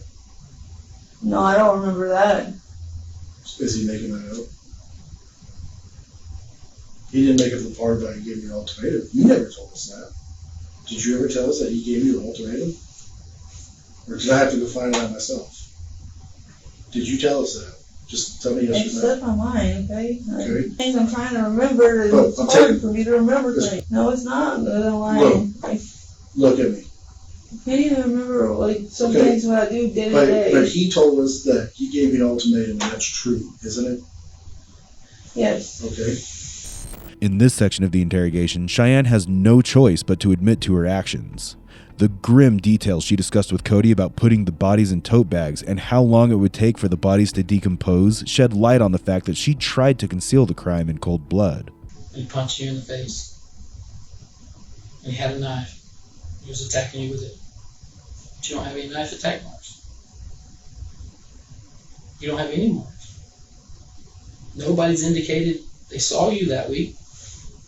You saw Vicky. You saw Josh, the one that lives on the property. You saw Cody. You saw Cody's family. Nobody's indicated you ever had marks. She complained. Or you had bruises on your face, or your forearms, or your hands. Nobody said that. Now let's consider the opposite scenario, Cheyanne attacking her father. It's highly unlikely that a father would initiate violence and attack his own daughter. He might defend himself, but being the attacker, it just doesn't add up. However, Cheyanne repeatedly claims that she was the one who was attacked, yet here she's sitting here without a scratch, claiming she killed her father in self-defense. According to her, 6-year-old Meredith also attacked her, and she had to defend herself from Meredith as well. Unfortunately, Cheyanne does not come clean as to the real reason for her killing her father and daughter, but a lot of these questions were answered in court. Exactly 4 years later, on July 17, 2019, a 12-member jury convicted Cheyanne on 2 counts of first-degree murder and 1 count of tampering with evidence. One of the jurors even recommended the death sentence for Cheyanne. The court concluded that Cheyanne was unable to handle the intense stress caused by her daughter's emotional and behavioral difficulties. Due to the pandemic, her sentencing was delayed, but on February 5, 2021, Cheyanne Jessie was sentenced to life in prison without the possibility of parole. What transpired in this case was a butterfly effect from one event. Let's understand how. Cheyanne herself came from a broken family, enduring both physical and mental abuse from a young age. Unfortunately, these experiences were compounded by unresolved developmental issues that persisted into her adulthood. She was a little strange, but I didn't know that she had the bipolar then, but it was a little strange. One significant consequence was her decision to raise her daughter Meredith despite lacking the necessary mental and financial resources. Instead, she relied heavily on her father for support. Unfortunately, Cheyanne failed to appreciate her father's support. Mark truly adored his granddaughter, and everyone could see this love but her. He'd rather you take his life than mess with that baby. Furthermore, Cheyanne struggled to cope with Meredith's developmental issues, adding to her burden. Amidst these challenges, her relationship with Cody was a rare source of positivity in her life. However, this relationship was strained by her daughter's needs. Hey, keep your hands where I can see them. What's going on?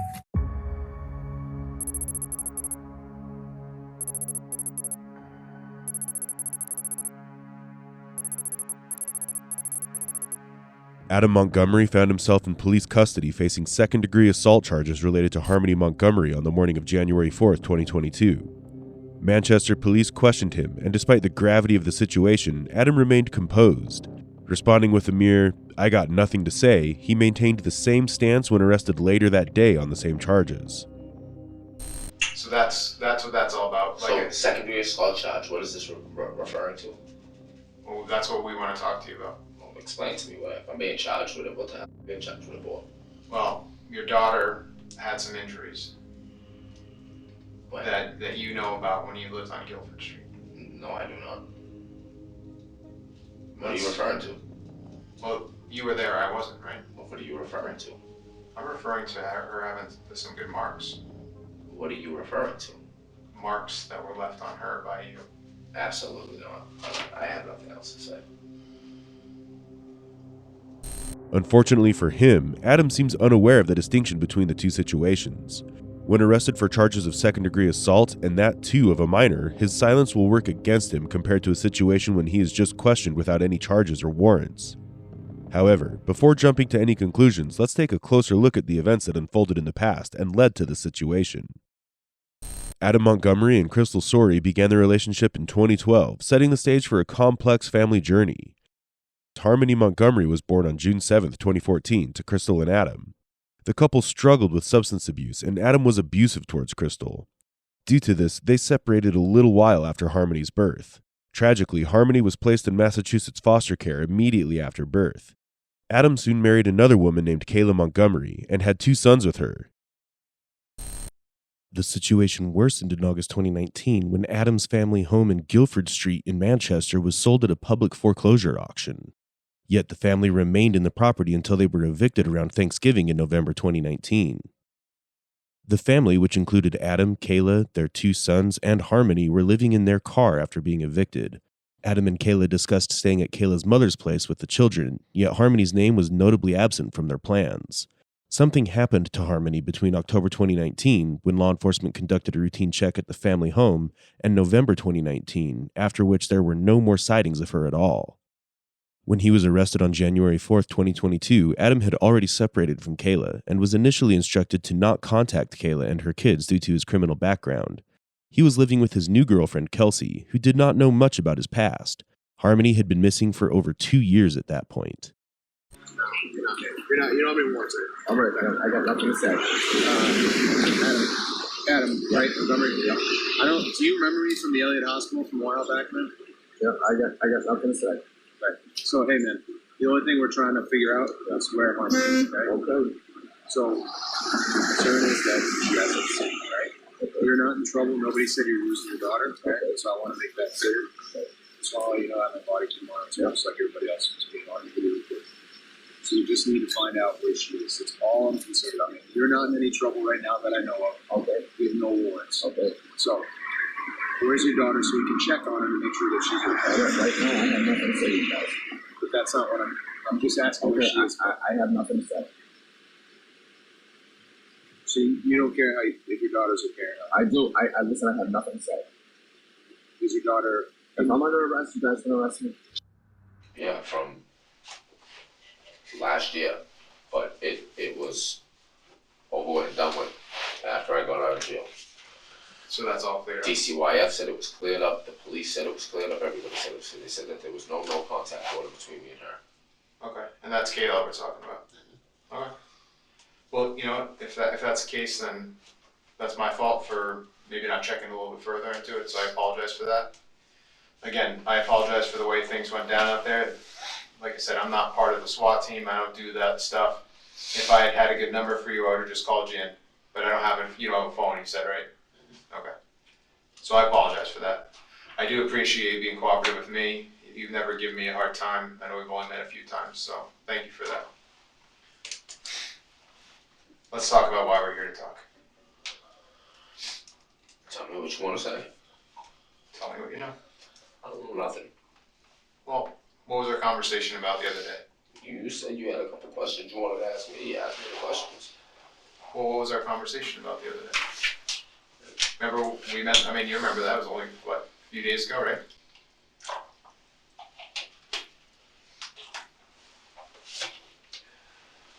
We got a lot of worried people and scared people right now in the community. I know you're worried about the well-being of your daughter, and I kind of want to get ahead of this because I don't want you to be painted as a monster. Well, that's what you guys are already doing. I am? We're not doing that. Oh, yeah. Can you explain that to me? That's what you guys are already trying to do, man. In the interrogation room, the initial apologies from the first detective to Adam serve as a strategic effort to establish a positive rapport. By expressing regret for the perceived rough behavior during Adam's arrest, the detective aims to diffuse any potential tension and create an atmosphere where Adam feels acknowledged and respected. This calculated approach is driven by the detective's awareness of Adam's manipulative nature and the importance of initiating the interrogation on a note that grants Adam a false sense of control. By commending Adam for his willingness to cooperate, the detective subtly reinforces the notion that Adam holds a certain degree of influence in the situation. This approach is designed to make Adam more amenable to sharing information, or perhaps providing a confession. The decision to allow Adam to smoke during the interrogation is another strategic move. Allowing this small comfort can create a more relaxed atmosphere, potentially leading to increased openness from Adam. Keep in mind that Harmony has been missing for 2 years, so finding any clue about where she might be is really most important at this point. Observing Adam's body language after receiving the cigarette reveals a boost in confidence. This change in demeanor suggests that the detective's efforts to establish a comfortable and empowering environment have been effective. So that's what that's all about. So, secondary assault charge, what is this referring to? Well, that's what we want to talk to you about. Well, explain to me if I'm being charged with it, what I'm being charged with it for. Well, your daughter had some injuries that you know about when you lived on Guilford Street. No, I do not. What are you referring to? Well, you were there, I wasn't, right? Well, what are you referring to? I'm referring to her having some good marks. What are you referring to? Marks that were left on her by you. Absolutely not. I have nothing else to say. We talked about how we were worried about your daughter the other day, right? Okay. You remember that conversation? I remember that conversation, but right off the rip, with the way you're approaching the conversation, you guys are completely out of line. So. Me? Yeah. Do I? In the time that you've known me, which What you just said to me, you guys are completely out of line. Okay, but so explain to me, how are we out of line? I have nothing to explain. Okay, but wouldn't you rather explain it so we can make sense of it than just have other people's side of the story? Like, you want to defend yourself and like this picture people are painting of you? Now's your chance, man. Defend. Whose side of the story? Who's telling you these things? People that were close to you. Obviously not. Well, maybe at the time, maybe not anymore. Yeah. I mean, you saw that reward on the news, right? No, I did not. Do you know that the reward is about $40,000 to find where your daughter is right now? Okay. When you start throwing money around like that, people come out of the woodwork that you would never expect to do. Okay. So, like I said, when I talked to you a few days ago. Can I have another cigarette? Sure. I kind of told you this thing was going to get a lot bigger. That's not right. And we wanted to get ahead of it. But you're sitting there telling me that right off the rip that there was something wrong with my daughter because of me. No, that's... Okay. So if your daughter had marks on her at some point when you lived over there, how would you explain those? How would she get those marks? Well, I would love to know when that marks were there because DCYF came to my house multiple times. Okay. And we know that they came there. Right. And closed the case. Okay. Do we know that DCYF is the flagship agency in the country? No, but if there was significant marks like you're referring to, I believe they would have flagged something at that point and they would have said something. They wouldn't have came there and seen that the kids were well taken care of. All the kids loved being at the house with me. But yeah, but for you to sit there and say that it was inflicted because of me. We're just going on what we hear. You're not telling us how it happened, so we're going with what we have. But I don't even know what you're referring to. What are you referring to? Your daughter had a mark on her face that multiple people, have told us was inflicted by you. Multiple people that weren't even living with us at the time. Well, there was enough people that had spoken about it. Yeah. People share knowledge of what they know. So somebody, you telling him, and then he tells you, and then he tells you, so something that just gets passed down the line. I'm not talking about like a game of telephone here. I'm saying that people say a story and then the details kind of fill themselves in, like corroborate. Do you know what the word corroborate means? Of course I do. Okay. You're a smart guy. I'm not trying to insult your intelligence, but when people kind of fill in the blanks, that's what I mean by like we're corroborating that story. But this is your time to tell me, kind of explain that. You know, if you're saying this was a mistake or this was an I don't even know what you're referring to. Like that's what I'm trying to get at. Is I don't even know what you're referring to. I'm saying she had a mark on her face. I mean, I don't even know what you're referring to. You don't recall your daughter ever having a mark on her face? The reason DCYF came out to visit you guys, you don't recall that?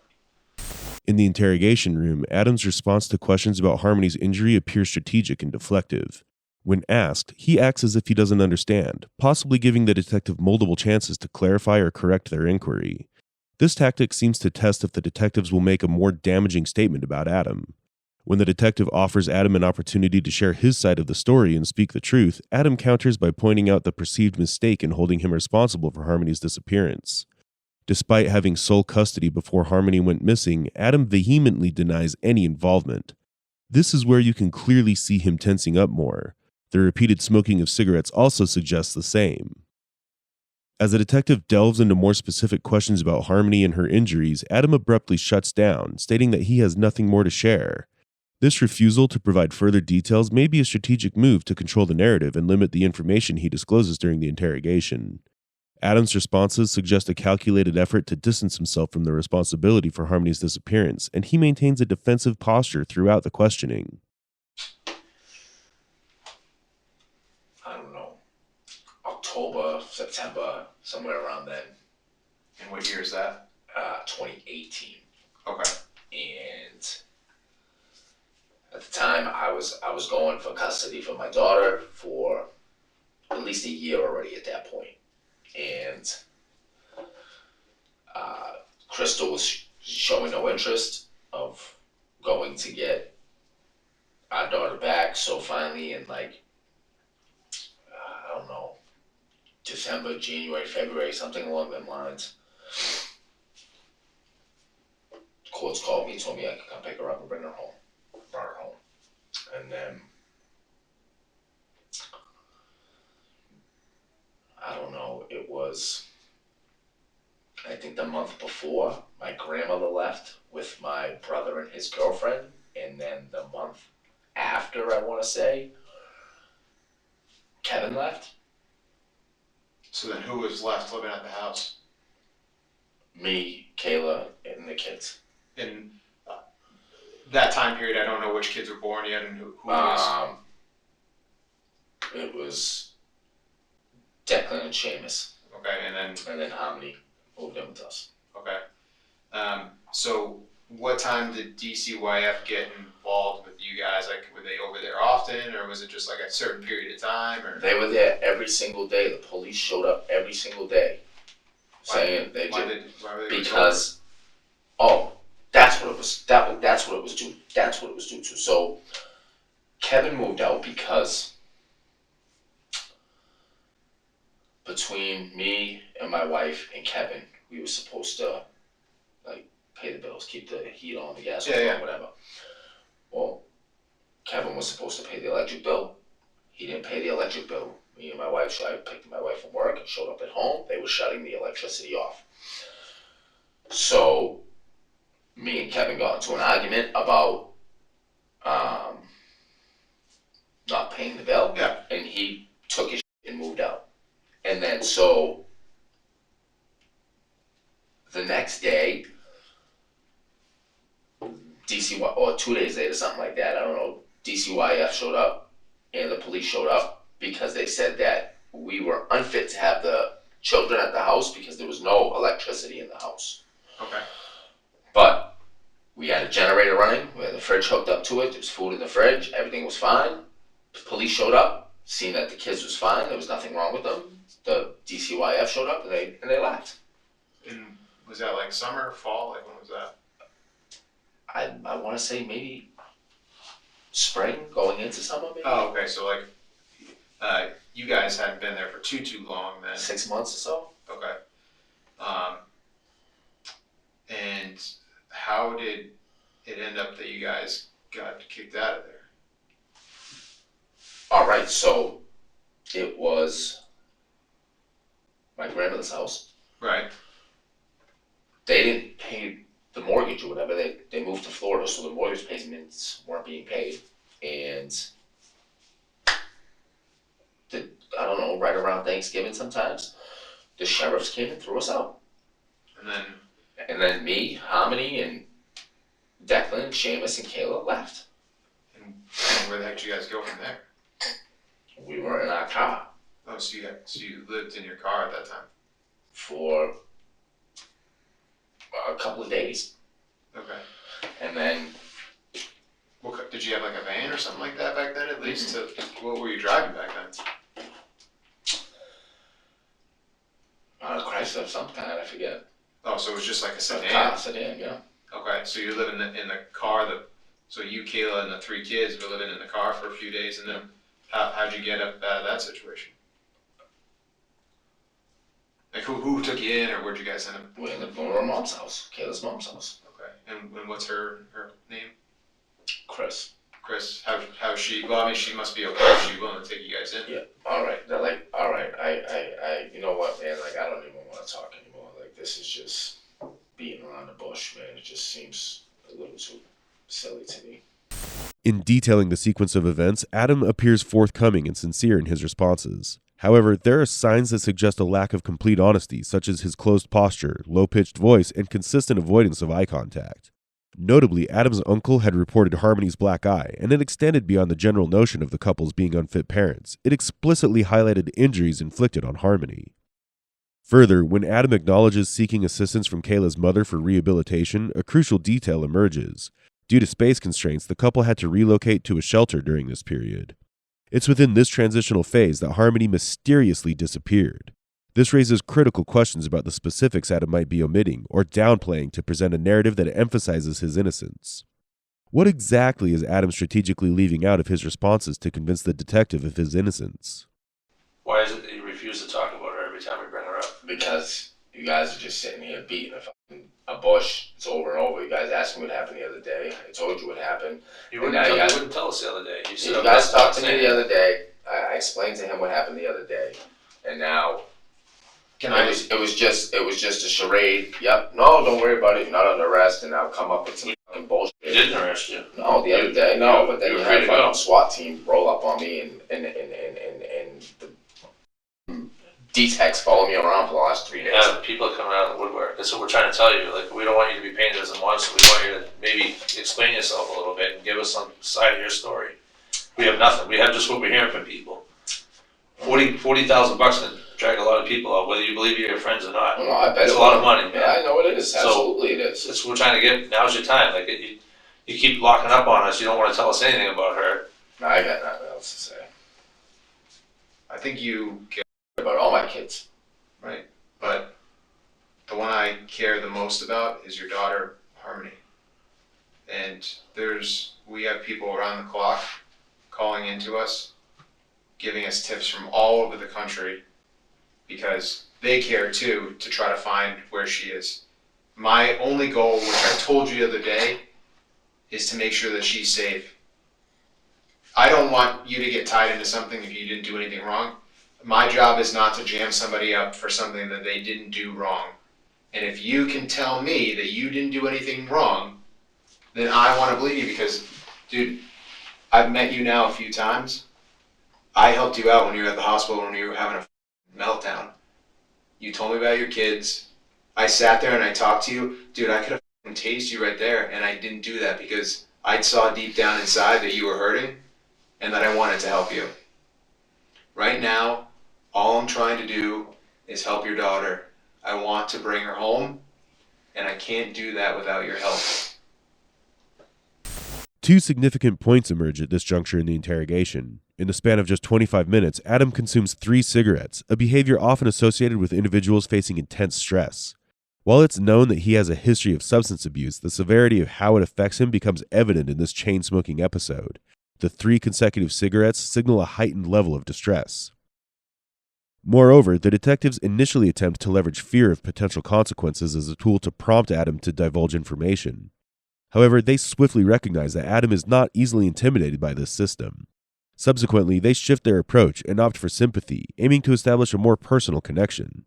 The detectives focus on appealing to Adam's emotions, particularly emphasizing Harmony's well-being in an effort to elicit a more open and cooperative response. Dude, hey, can you look at me? Help me, please. That's all I'm asking for. I can't sleep until I know that she's okay. And I know that you know where she is or what happened to her, but I can't do it without your help. And if you don't want to look like this animal, because I don't think you are. Not that I don't think you are, I know you aren't. But I can only do so much for you, man. I know. I'm begging you to help me. Because as much as you're hurting inside, I'm also hurting inside. And I don't know how you can sleep at night because I'm sure it's eating the shit out of you. Am I wrong? No, see, me and Pops, I know I'm not seeing my wife, I'm not seeing my kids. You guys are just playing games like this. Is just Dude, but I'm not trying. We're not trying to play games again. Good. Like, telling my wife and kids that I'm not allowed to see my wife and kids. But dude, that was a mistake from some court paperwork that hadn't been updated. So like I said, I apologize for that. But it was updated. DCYF told them. No. This was some like DV paperwork I'm talking about. But I'm talking about DCYF already told us multiple times that there was no contact order. Maybe through DCYF. But it could have been through DCYF. Yeah. It's let's, criminal. dude, let's forget about it. I You've seen your wife and kids over the last how many days, right? I haven't seen him in the last. I haven't seen my kids in the last 2 days, 3 days. Okay. You're always going to be their father. Declan, Seamus, and then Sierra, right? Kiera. And then there's Harmony. I got nothing else to say. That's it.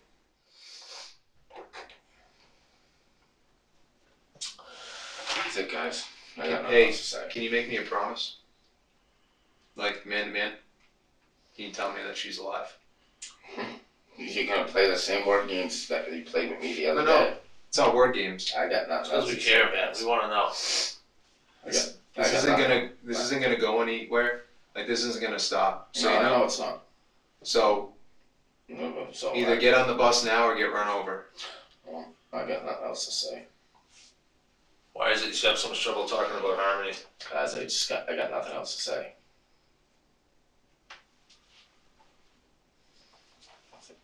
I want a lawyer with me.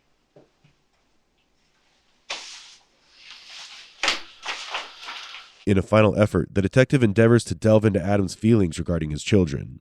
Adam's consistent silence and deflecting every time that Harmony's name is mentioned provides the detectives with the crucial insight they were seeking. In typical situations where suspects are being questioned in relation to a potential murder, maintaining silence can be a strategic move to avoid disclosing incriminating information. However, Adam's silence doesn't work to his advantage. In this case, it backfires as the victim in question is none other than his own daughter, who was under his custody when she went missing. Consequently, suspicion surrounding Harmony's disappearance and potential harm now squarely centers on Adam.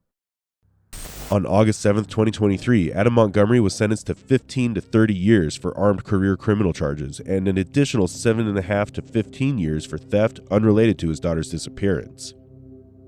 Despite prior felony convictions, he denied killing Harmony during sentencing and pleaded not guilty in October to charges of second-degree murder, falsifying evidence, and abuse of a corpse. Kayla Montgomery initially lied about Harmony's whereabouts to law enforcement. Later, she claimed Adam coerced her into repeating these lies to a grand jury. Charged with 2 counts of perjury, she initially pleaded not guilty, but later accepted a plea deal.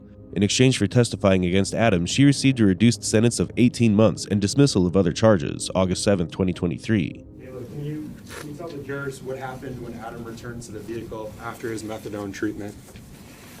When Adam came back to the vehicle, he could smell urine, and he started yelling at Harmony and kept hitting her in the head repetitively. Where were your other 2 children at that time? In the back seat. And what were they doing?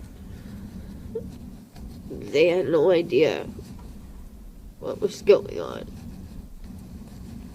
How old were they? Seamus was about 2.5, and Declan was 11 months old. Did you look back at Harmony at any point? No, Why not?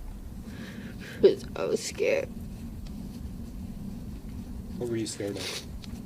If Adam was gonna say something, or if he hurt her really bad, it was gonna look really bad.